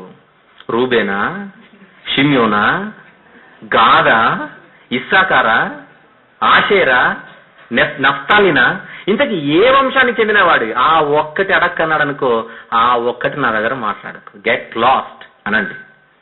ఎందుకంటే పక్కన పెట్టేశాడు ఎజ్రా గారు అదే కాలంలోనే. వీళ్ళెవరు వంశావళి పేరు చెప్పకుండా పేరు చెప్పాడు అనుకోండి, పొరపాటున షిమ్యోను అన్నాడు అనుకోండి, రికార్డ్ బుక్స్ తెచ్చి నాకు చూపించాలి. ఇప్పుడు ప్రభుత్వ రికార్డ్ బుక్స్ ఉంటాయిగా, అందులో చూపించి నువ్వు నా పేరు ఏదో చెబుతాడు, మీ నాన్న వాళ్ళ నాన్న పేరు చెప్పాలి, వాళ్ళ తాత పేరు చెప్పాలి, వాళ్ళ ముత్తాత వాళ్ళ తాత వెళ్ళిపోయి చివరికి షిమ్యోను తగలాలి. అది పాయింట్ ఇక్కడ, షిమ్యోను గోత్రం అనాలంటే. చూపించలేదనుకోండి, బాబు ఎజ్రా గారే పక్కన పెట్టారు, ఆయన దగ్గర నేను కాళ్ళ దగ్గర కూర్చోడానికి కూడా పనికి రాని వాడిని గనక నేను కూడా ఆయన బాటలో పయనించాలి గనక నువ్వు ఇశ్రాయేలీయుడు కాదు బిడ్డ, దొంగ, వెళ్ళొచ్చు అని మీరు చెప్పండి. ఇదే సందర్భం నెహెమ్యా గ్రంథంలో కూడా కనపడుతుంది. మీరు తర్వాత చదువుకోండి, చదివేటప్పుడు మీకు తగులుతుంది. మీరు ఇంటికి వెళ్ళి నెహెమ్యా గ్రంథం చదివితే ఈ ఎజ్రాలో ఉన్నటువంటి సందర్భమే నెహెమ్యాలో ఉంటుంది, నెహెమ్యాలో కూడా ఉంటుంది. అది కూడా మీకు చూపించేస్తే ఒక పని అయిపోతుంది. నెహెమ్యా గ్రంథములో ఇప్పుడు మనం ఎజ్రాలో చూసాంగా 2వ అధ్యాయంలో 7వ అధ్యాయానికి రండి. నెహెమ్యా గ్రంథం 7వ అధ్యాయములో 61 నుంచి 65. ఇప్పుడు ఎజ్రాలో చదివినదే అక్కడ ఉంటుంది. ఎజ్రాలో చదివినదే నెహెమ్యా గ్రంథం 7వ అధ్యాయము 61 నుంచి 65. 61 చదువుకుంటే, తేట్మెలహు, తేల్షర్హా, కెరూబు, అదోను, ఇమ్మేరు మొదలైన స్థలంలో నుండి వచ్చిన వారు తాము ఇశ్రాయేలీయుల సంబంధులు కారో తెలుపుటకు తమ ఇంటి పేరులైనను తమ వంశావళి పత్రికనైనను కనుపరచలేకపోయేరి. అంటే ఎవడైనా ఇశ్రాయేలీయుడని చెప్పుకోవాలంటే ఆధారాలతో సహా చూపాలి. ఆధార్ కార్డు పనికిరాదు. ఇవన్నీ కూడా మీకు అర్థమవుతుందో లేదు. ఆధార్ కార్డు చూపించి ఇస్రాయేల్ అంటే కుదరదు. ఆధార్ కార్డు చూపిస్తే ఇండియన్. గనుక బైబిల్ తెలిసినప్పుడు అలాంటి వారిని చాలా చిటికలు పట్టేయచ్చు. లేదనుకోండి వాళ్ళ మాయ మాటల్లో పడి మీరు మోసపోతారు.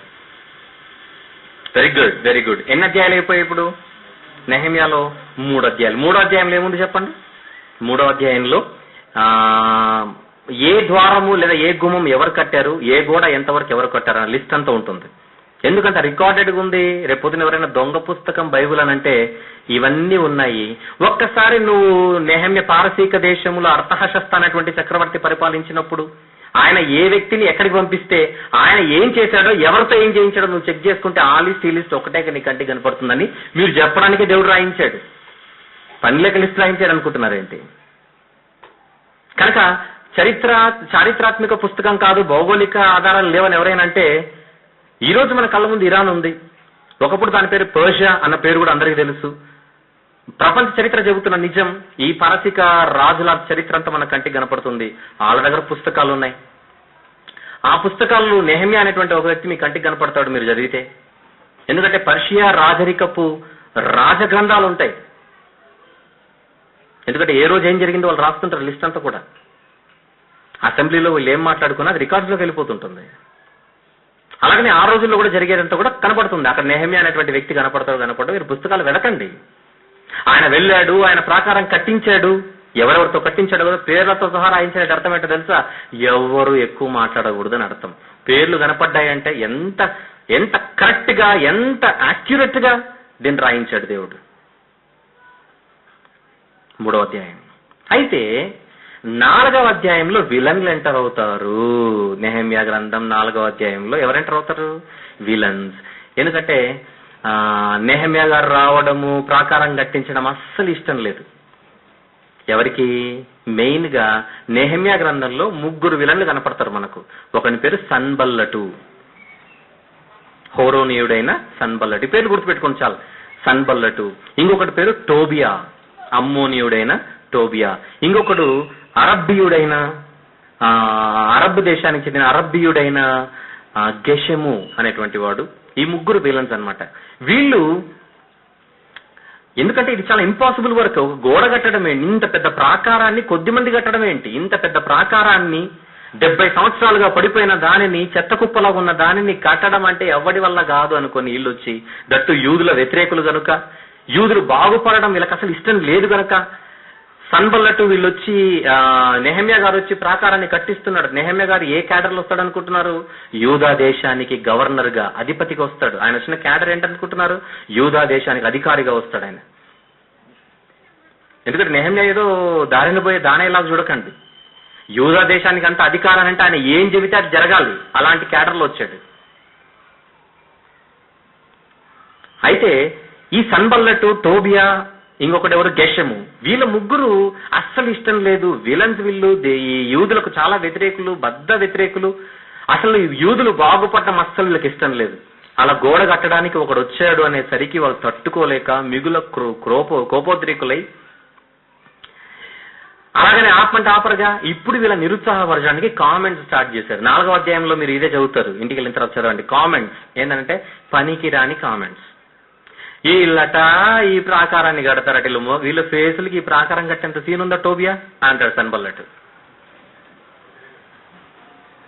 అని అంటే ఈడు ఇంకొక కామెంట్ పాస్ చేస్తే, అంటే వినే వాళ్ళకి ఎట్లుంటుందనంటే నిజమేనేమో వీళ్ళు ఇంత చెబుతున్నారంటే మా వల్ల కాదేమో, ఇంత చెత్త నీళ్ళు కడతారట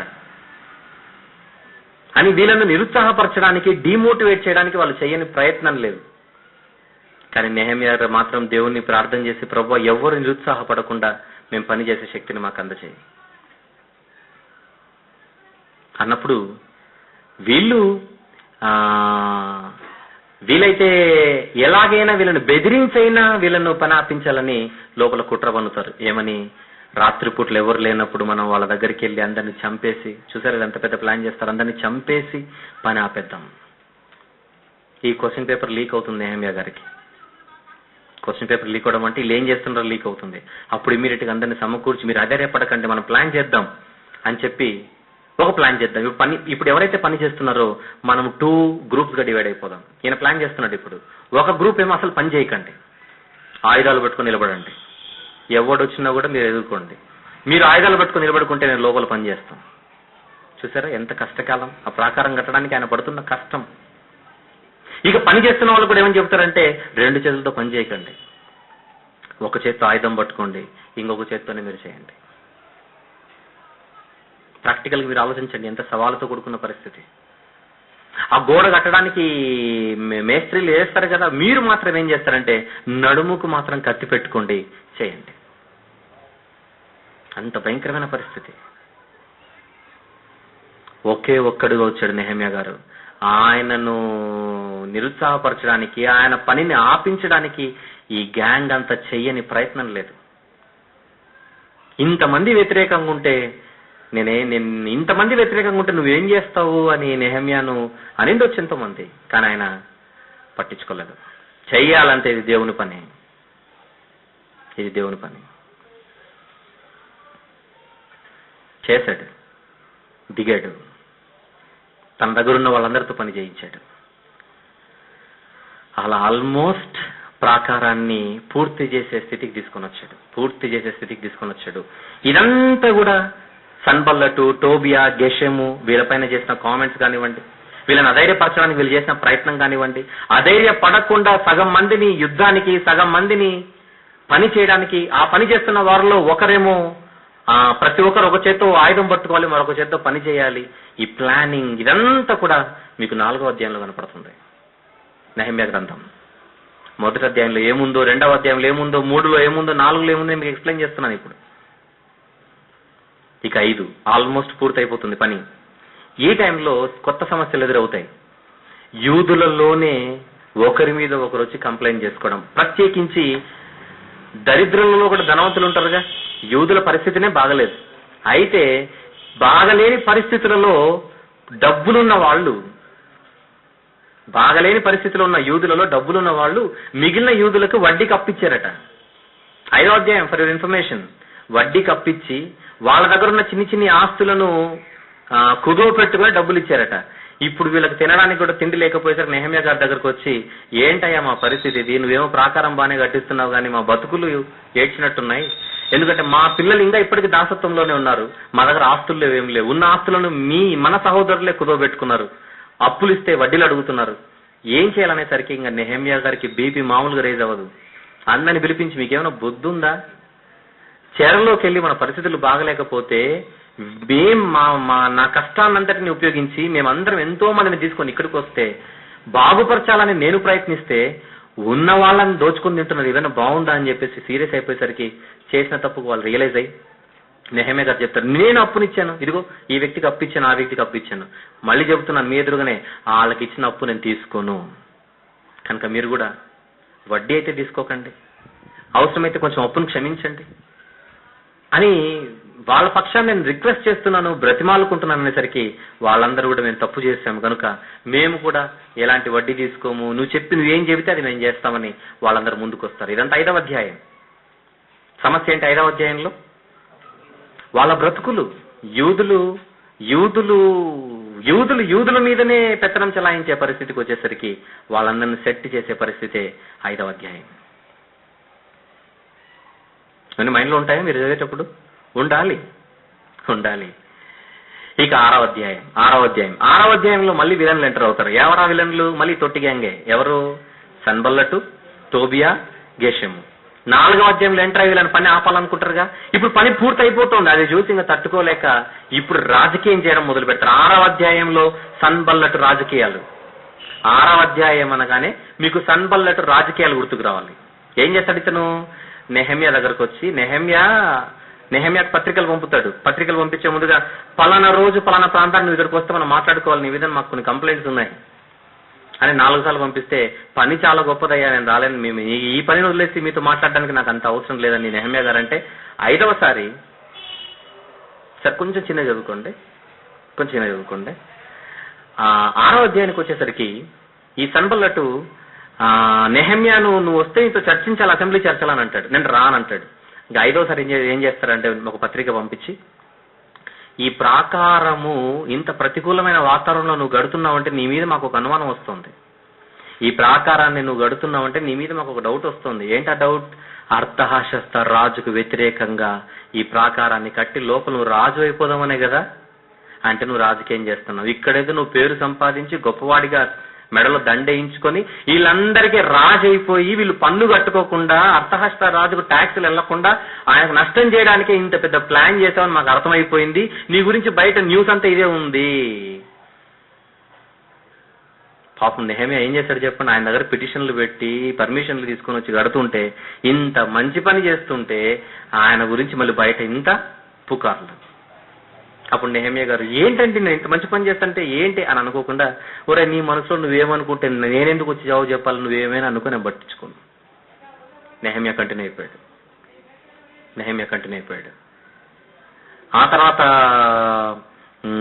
మరొక వ్యక్తికి లంచం ఇచ్చి నెహెమ్యా గారిని, ఇదిగో ఈ రాత్రిని చంపడానికి వాళ్ళు వస్తున్నారు, నువ్వు వెళ్ళి యెరూషలేం దేవాలయంలో గర్భాలయంలో దాక్కునేసరికి ఆ మాటకు నెహెమ్యా గారు భయపడిపోయి లోపలికి వెళ్ళిపోతాడు అనుకుంటే,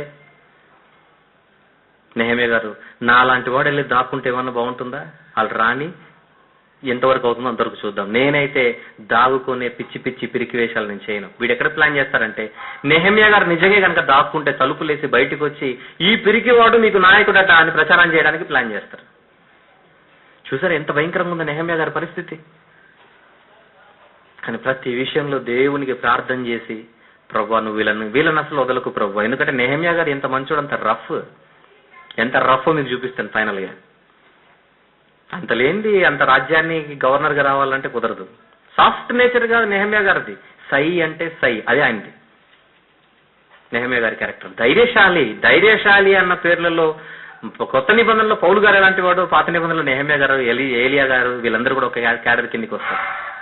అవతల ప్రవక్తలు, ఈయన మాత్రం ఒక అధికారి.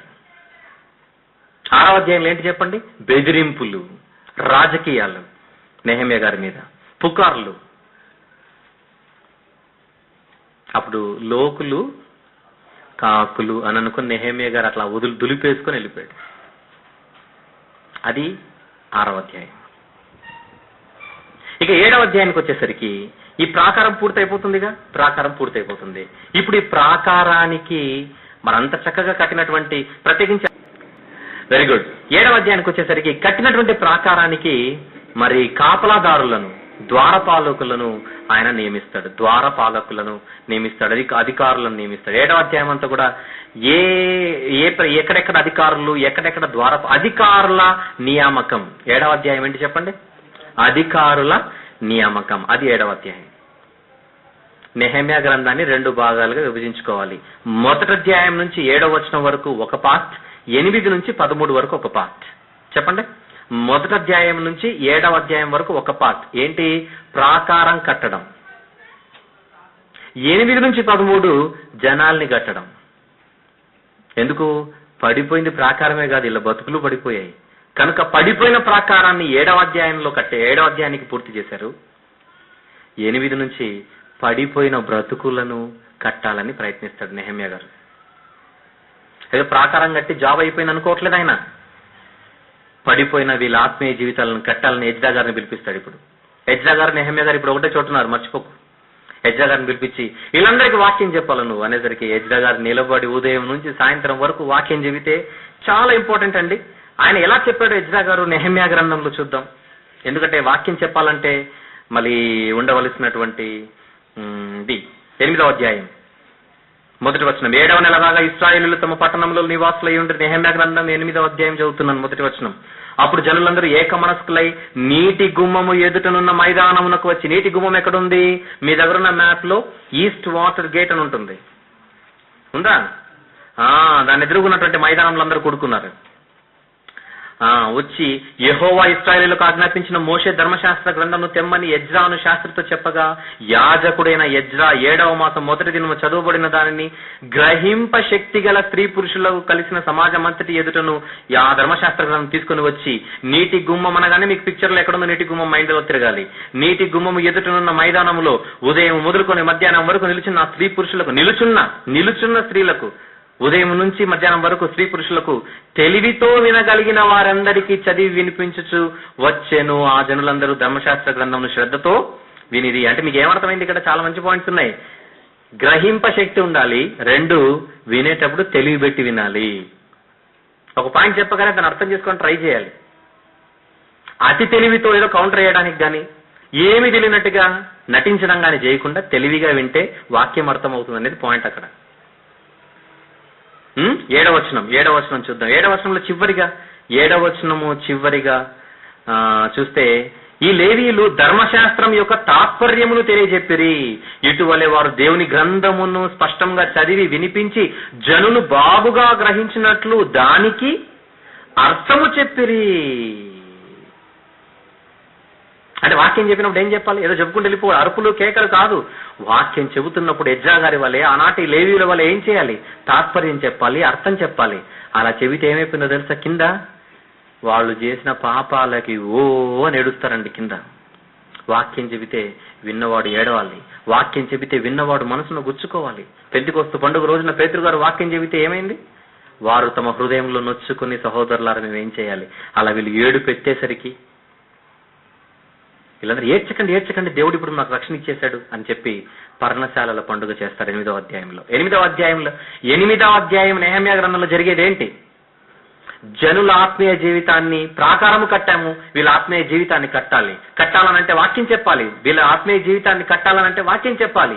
ఎజ్రా గారు మిగిలిన లేవీయులు వాక్యం చెబితే చేసిన పాపాలకు వాళ్ళు తట్టుకోలేక పశ్చాత్తాపపడి వాళ్ళు ఏడిస్తే ఏడవద్దని చెప్పి ఆనందముతో పర్ణశాల పండుగలు చేస్తారు 8వ అధ్యాయంలో. ఇక 9వ అధ్యాయం. 8వ అధ్యాయంలో ఏం జరిగిందో చెప్పానుగా. 9వ అధ్యాయం వీళ్ళందరూ కూడా పాపపు ఒప్పుకోలు, పశ్చాత్తాపం. ఎక్కడ నుంచి?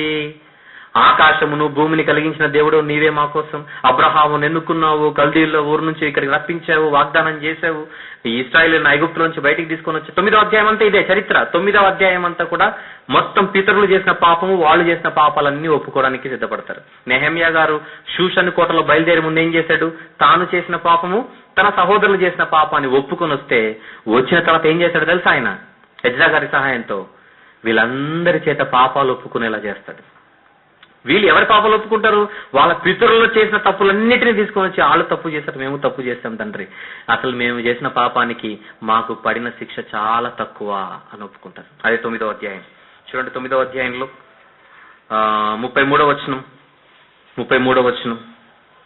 9:33 మా మీదికి వచ్చిన శ్రమలన్నిటిని చూడగా నీవు న్యాయస్థుడవే, నీవు సత్యముగానే ప్రవర్తించేవి, కానీ మేము దుర్మార్గులమైతిమి. అంటే మీకేమర్థమైపోయింది? మేము చాలా దుర్మార్గులం. అంటే అవిధేయులైన వారిని నెహెమ్యా గారు, ఎజ్రా గారు వీళ్ళిద్దరి కాంబినేషన్ ఎట్లుందో చెప్పండి. ఒక ఆయన గవర్నర్, మరొక ఆయన మంచి టీచర్. వీళ్ళిద్దరు కలిసి ఈ జనాలంతటినీ దేవుని పాదాల దగ్గర వేసేస్తారు. 9వ అధ్యాయం మొత్తం పాపపు ఒప్పుకోలు.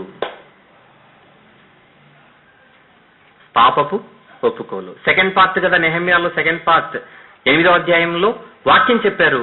9వ అధ్యాయానికి మనుషులందరూ, విన్న వాళ్ళందరూ పాపాలు ఒప్పుకుంటున్నారు. వాక్యం చెబితే అవతల వాడు పాపాలు ఒప్పుకోవాలి.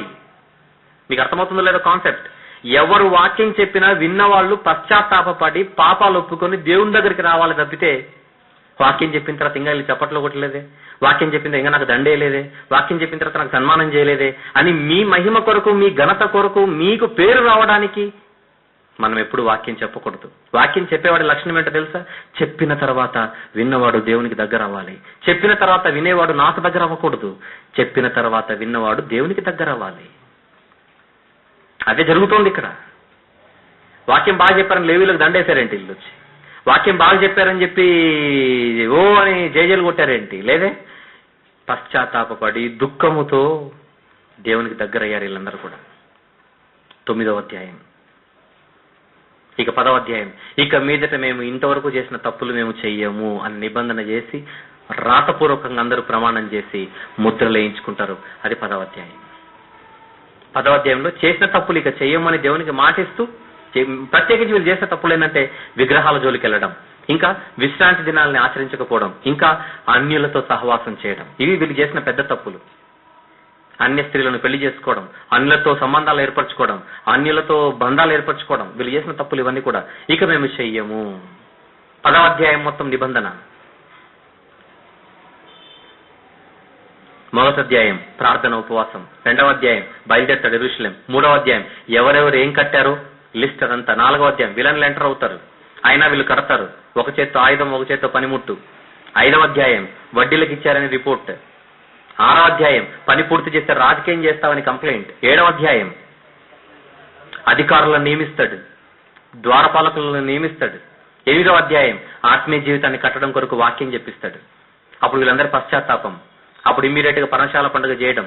9వ అధ్యాయం పాపపు ఒప్పుకోలు ప్రార్థన. మొత్తం అందరూ కలిసి మూకుమ్మడిగా. 10వ అధ్యాయం ఇక చేయమని దేవునితో నిబంధన చేయడం. ఇక 11 సాకారం అయిపోతుంది. వీళ్ళు పశ్చాత్తాపడతారు. ఇప్పుడు యెరూషలేములో పని జరగాలంటే అక్కడ అధికారులు ఉండాలి. యెరూషలేములో లోపల మిగిలిన అడ్మినిస్ట్రేటివ్ ఎంప్లాయీస్ అందరినీ కూడా యెరూషలేములో ఎవరెవరు ఉండాలి, బయట ఎవరెవరు ఉండాలి, బయట పట్టణాల్లో ఎవరు ఉండాలి, యూదా ప్రాంతాలలో యెరూషలేములో ఎవరు ఉండాలి, బయట ఎవరు ఉండాలి, 10 మందికి ఒకరు చొప్పున అధికారులను ఇక్కడ నియమించి, ఎంత. ఇంకో విషయం చెప్పాలి మీకు, ఈ ప్రాకారాన్ని అంతటిని ఎన్ని రోజుల్లో కట్టారనుకుంటున్నారు? 52 రోజుల్లో, 52 days లో కట్టేసి. ఇదో సంవత్సరాల తరబడి జరిగింది అనుకుంటే ఇదంతా ప్రాసెస్. ఆయన వచ్చాడు 52 days లో స్టార్ట్ చేసిన తర్వాత కంప్లీట్ చేశాడు. ఇప్పుడున్నంతగా టెక్నాలజీ అప్పట్లో లేదు, కానీ ఎంత కష్టం, ఎన్ని ప్రతికూలమైన వాతావరణంలో ఈ ప్రాకారాన్ని నెహెమ్యా గారు కట్టించారు. అలా 11వ అధ్యాయంలో అధికారులను మిగిలిన యెరూషలేములో ఉండేటువంటి వాళ్ళందరినీ ఎవరెవరు ఎక్కడ ఉండాలన్న విభజన చేసి, యెరూషలేములో పలానా పలానా వాళ్ళు ఉండాలి, బయట పలానా పలానా వాళ్ళు ఉండాలి. అసలు జనాలే లేని పరిస్థితిలో జనాలను సమకూర్చే పనిలో నెహెమ్యా గారు 11వ అధ్యాయంలో కనపడతారు. ఇక 12వ అధ్యాయానికి వచ్చేసరికి 12వ అధ్యాయంలో మరి ప్రత్యేకించి గాయకులను, మందిరానికి గాయకులు ఏర్పాటు చేసి, అలాగే లేవీయులు ఎవరైతే ఉన్నారో అహరోను వంశస్థులలో ఉన్నట్టు లేవీయులకు దశమ భాగాలు ఇవ్వాలి. అప్పట్లో దశమ భాగాలు ఉండేవి. దశమ భాగాలు మీరు ఇస్తే వీళ్ళు ఇక్కడ సేవ చేస్తారు కనుక లేవీయులకు అర్పణలు ఏవైతే ఉంటాయో దేవుడు మోషే గారి ద్వారా ఏవైతే నియమించింటాడో ఆ లేవీయులకు రావాల్సిన అర్పణలన్నీ కూడా మీరందరూ ఇవ్వాలి అన్నది ఏర్పరిచి, గాయకులందరినీ ఏర్పరిచి 12వ అధ్యాయంలో పూర్తి చేస్తారు నెహెమ్యా గారు. అంటే నెహెమ్యా గారు గాయకులను ఏర్పరచడం, లేవీయులకు దశమ భాగాలు ఇప్పించడం, ఇవన్నీ కూడా ఒక డ్యూటీ లాగా అందరినీ పెట్టడం, ఇదంతా కూడా 12వ అధ్యాయంలో జరుగుతుంది. గోడ కట్టెళ్ళిపోయాడా?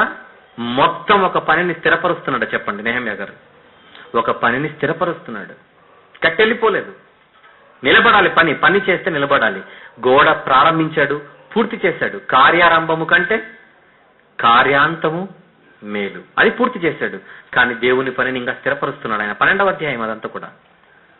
ఇక 13వ అధ్యాయానికి వచ్చేసరికి మళ్ళీ ఎజ్రా గారి చేత వాక్యం చదివించుకుంటున్నప్పుడు, మోయాబీయులు అమ్మోనీయులతో మీరు సహవాసం చేయకూడదు, వాళ్ళు ఎంత తప్పు చేశారంటే బిలామును ప్రోత్సాహపరిచి ఇశ్రాయేలును శపించమని చెప్పారు, గనుక వాళ్ళని దూరం ఉంచండి అని దేవుడు చెప్పిన మాట వీళ్ళకి కనబడుతుంది. అప్పుడు మోయాబు స్త్రీలను, అమ్మోనీయుల స్త్రీలను వివాహం చేసుకున్న వాళ్ళు ఎవరైతే ఉంటారో వాళ్ళందరినీ పంపించేస్తాడు బయటికి. ఎందుకంటే అన్య స్త్రీలు అప్పట్లో అన్య స్త్రీలు వచ్చారంటే, లేదా అన్యులతో సహవాసం చేశారనంటే వీళ్ళ కాపురాలు దెబ్బతింటాయి అని ఇమ్మీడియట్ గా దానిని చక్కపరిచాడు నెహెమ్యా గారు. ఆ తర్వాత చాలా కాలం అయింది కనుక ఒకసారి రాజుగారి దగ్గరికి వెళ్ళేద్దామని 13వ అధ్యాయంలో వెళ్ళిపోతారండి. బాగుంటుంది ఇప్పుడు జాగ్రత్తగా ముగింపు మాటలు. 52 రోజుల్లో ప్రాకారం కట్టినప్పటికీ మొత్తం ఎంతకాలం స్పెండ్ చేస్తాడు అనుకుంటున్నారు అక్కడ? 12 సంవత్సరాలు స్పెండ్ చేస్తాడు యెరూషలేములో. అంటే ఎన్ని సంవత్సరాల లీవ్ దొరికింది ఈయనకి? 12 years లీవ్ దొరికింది, లాంగ్ లీవ్ దొరికిన తర్వాత ఒకసారి రాజుగారి దగ్గరికి వెళ్ళిపోద్దామని రాజుగారి దగ్గరికి వెళ్ళిపోతాడు. ఫ్లైట్ లో వెళ్ళిపోయి వచ్చిన కార్యక్రమం కాదు, వెళ్ళిపోయాడు. ఎప్పుడైతే నెహెమ్యా గారు వెళ్ళిపోయారో నడిపించే నాయకుడు లేక, నడిపించు నానావా అనే పాట కూడా లేక ఏమైపోయింది అనుకుంటున్నారు? మొత్తము ఎక్కడైతే మొదలైందో అక్కడికి పడిపోయింది. మళ్ళీ ప్రాకారం పడిపోలేదు కానీ ఇలా బతుకులు పడిపోయాయి. దశంభాగం ఇమ్మని చెప్పాడు కదా. ఇప్పుడు మందిరంలో పని జరగాలంటే ఎవరు ఉండాలి? యాజకులు, లేవీలు ఉండాలి. యాజకులు, లేవీలు ఉండంటే వాళ్ళ కడుపుకి ఏదైనా ఉండాలిగా. కడుపుకు ఉండాలనంటేనే దేవుడు ఏమని చేశాడు? లేవీయులకు దశంభాగం అందజేయమని చెప్పాడు. ఎప్పుడైతే నెహెమ్యా గారు వెళ్ళిపోయారో వాళ్ళని పట్టించుకునే నాదుడు లేడు, ఎవరు వాళ్ళకి కావట్లేదు. తేకపోయేసరికి మేమింకా మాకు ఈ పరిస్థితులు మేమేం చేయాలని చెప్పేసి మందిరంలో పని చేయవలసిన యాజకులు, లేవీలు కాస్త అందరు వెళ్ళిపోయారు. చివరి అధ్యాయం పరిస్థితి అది. ఎంత కష్టపడ్డాడు, ఎంత వదులుకున్నాడు, వచ్చాడు. 12 సంవత్సరాల పాటు ఉద్యోగాన్ని వదిలేసి. ఇంకొకటి ఏంటంటే, ఒక ప్రాంతంలో ఒక గవర్నర్ ఉన్నాడంటే ప్రజలే ఆయనకు ఎంతో ఖర్చు చేయాలి. నెహెమ్యా గారికి యాక్చువల్ గా ఆ యూదులే డబ్బు పెట్టాలి, యూదులే నెహెమ్యా గారికి కావాల్సినవన్నీ చూసుకోవాలి. అధికారికి రావాల్సిన భత్యం అంటారు అది.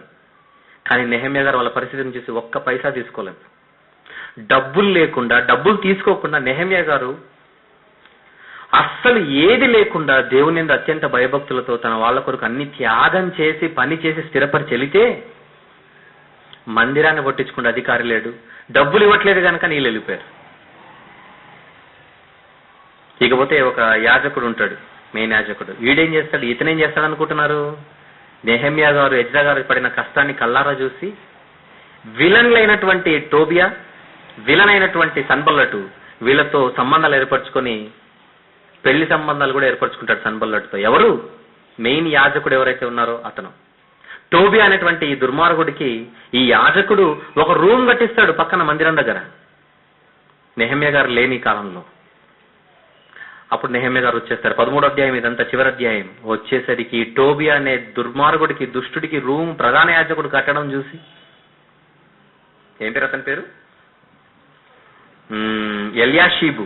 4వ వచనంలో ఉంటుంది, 13వ అధ్యాయం 4వ వచనం. ఎల్యాషీబు టోబియా అనే దుర్మార్గుడికి రూమ్ కట్టించడం చూసి తట్టుకోలేక ఇమ్మీడియట్ గా వచ్చి ఆ సామాన్లన్నీ వాడివన్నీ బయటికి వడిచేసి మొత్తం అన్నిటిని క్లీన్ చేయించి పవిత్రపరిచి, ఇక లేవీలు ఎవరు అక్కడ లేకపోవడం చూసి అడిగితే వాళ్ళ దశంభాగాలను ఇవన్నీ ఇవ్వట్లేదు కనుక వాళ్ళు వెళ్ళిపోయారని చెప్పేసరికి ముందు ఇవన్నీ వారిని దీన్నంతటిని సరిగా చూసుకున్నటువంటి వాళ్ళని పిలిచి అరిచి మళ్ళా వాళ్ళని పిలిపించి వాళ్ళని ఏర్పరిచి, ఇక మీదట మీరు ఎప్పుడు కూడా బయటికి వెళ్ళకూడదు, వీళ్ళకి ఏ నష్టం కలగకుండా ఏ ఇబ్బంది లేకుండా మీరు చూసుకోవాలని మళ్ళీ వాళ్ళకు చెప్పి,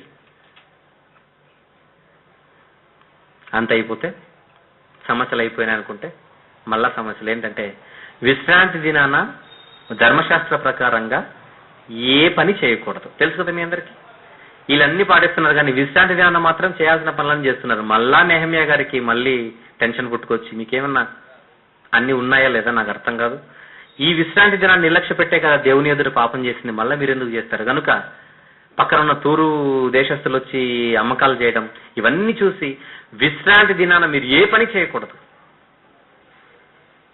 అంతకంటే ముందు ఈ ద్వారాలు, ఈ గుమ్మము ద్వారాలన్నీ క్లోజ్ చేయాలి, తర్వాత ఎవరు ఎంటర్ అవ్వకూడదు అని చాలా స్ట్రిక్ట్ గా ఇంప్లిమెంట్ చేయడానికి తలకిందులు తపస్సు చేయాల్సి వస్తుంది, తల ప్రాణం తోకొస్తుంది నెహెమ్యా గారికి ఇవన్నీ సెట్ చేయడానికి. అలా విశ్రాంతి దినాన్ని వీళ్ళు ఆచరించేలా మొత్తం చేసి అంత అయిపోతే మళ్ళా కొంతమంది బయటికి వెళ్ళి అన్య స్త్రీలను పెళ్లి చేసుకొని బయటకు వస్తారు, లోనికి వస్తారు. ఇక ఆయన ఏం చేస్తాడో ఫైనల్ గా చూడండి. ఇంత అయిన తర్వాత ఆయన ఏం చేస్తున్నాడో ఒక్కసారి నెహెమ్యా గ్రంథము చివరి అధ్యాయము 23, 24, 25 చూడండి. 23, 24, 25. ఆ దినములలో అష్డోదు, అమ్మోను తీసారా 13, 23. ఆ దినములలో అష్డోదు, అమ్మోను, మోయాబు సంబంధులైన స్త్రీలను వివాహము చేసుకొనిన కొందరు యూదులు నాకు కనపడింది.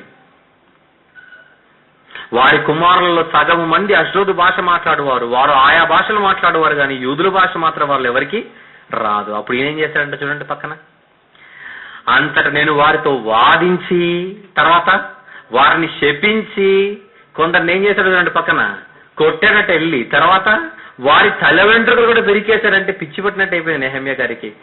ఒక్కడిగా నేను ఇంత చేస్తుంటే చేయొద్దన్న పనినే చేసేస్తున్నారు వీళ్ళు. వాదించాడు, శపించాడు, కొట్టాడు, తర్వాత గుండు తీశాడు, గుండు గీకించాడు. నా ఎదుట మీరు ఉండకూడదు, గెట్ లాస్ట్ అని మళ్ళీ వాక్యం చెప్తున్నాడు. సొలొమోన్ అంత మహాజ్ఞాని అన్య స్త్రీలను పెళ్లి చేసుకుని ఎంత తప్పు చేశాడో మీకు తెలియదా చరిత్ర? మీరు వచ్చి ఇప్పుడు నాకు నీతులు చెబుతున్నారు, మీరు మాట్లాడకూడదు, మీరు వెళ్ళిపోవాలి అని అధికారాన్ని ఉపయోగించి వాళ్ళందరినీ తరిమేసి మళ్ళా రిఫ్రెష్ చేస్తాడు వాతావరణాన్ని అంతటిని.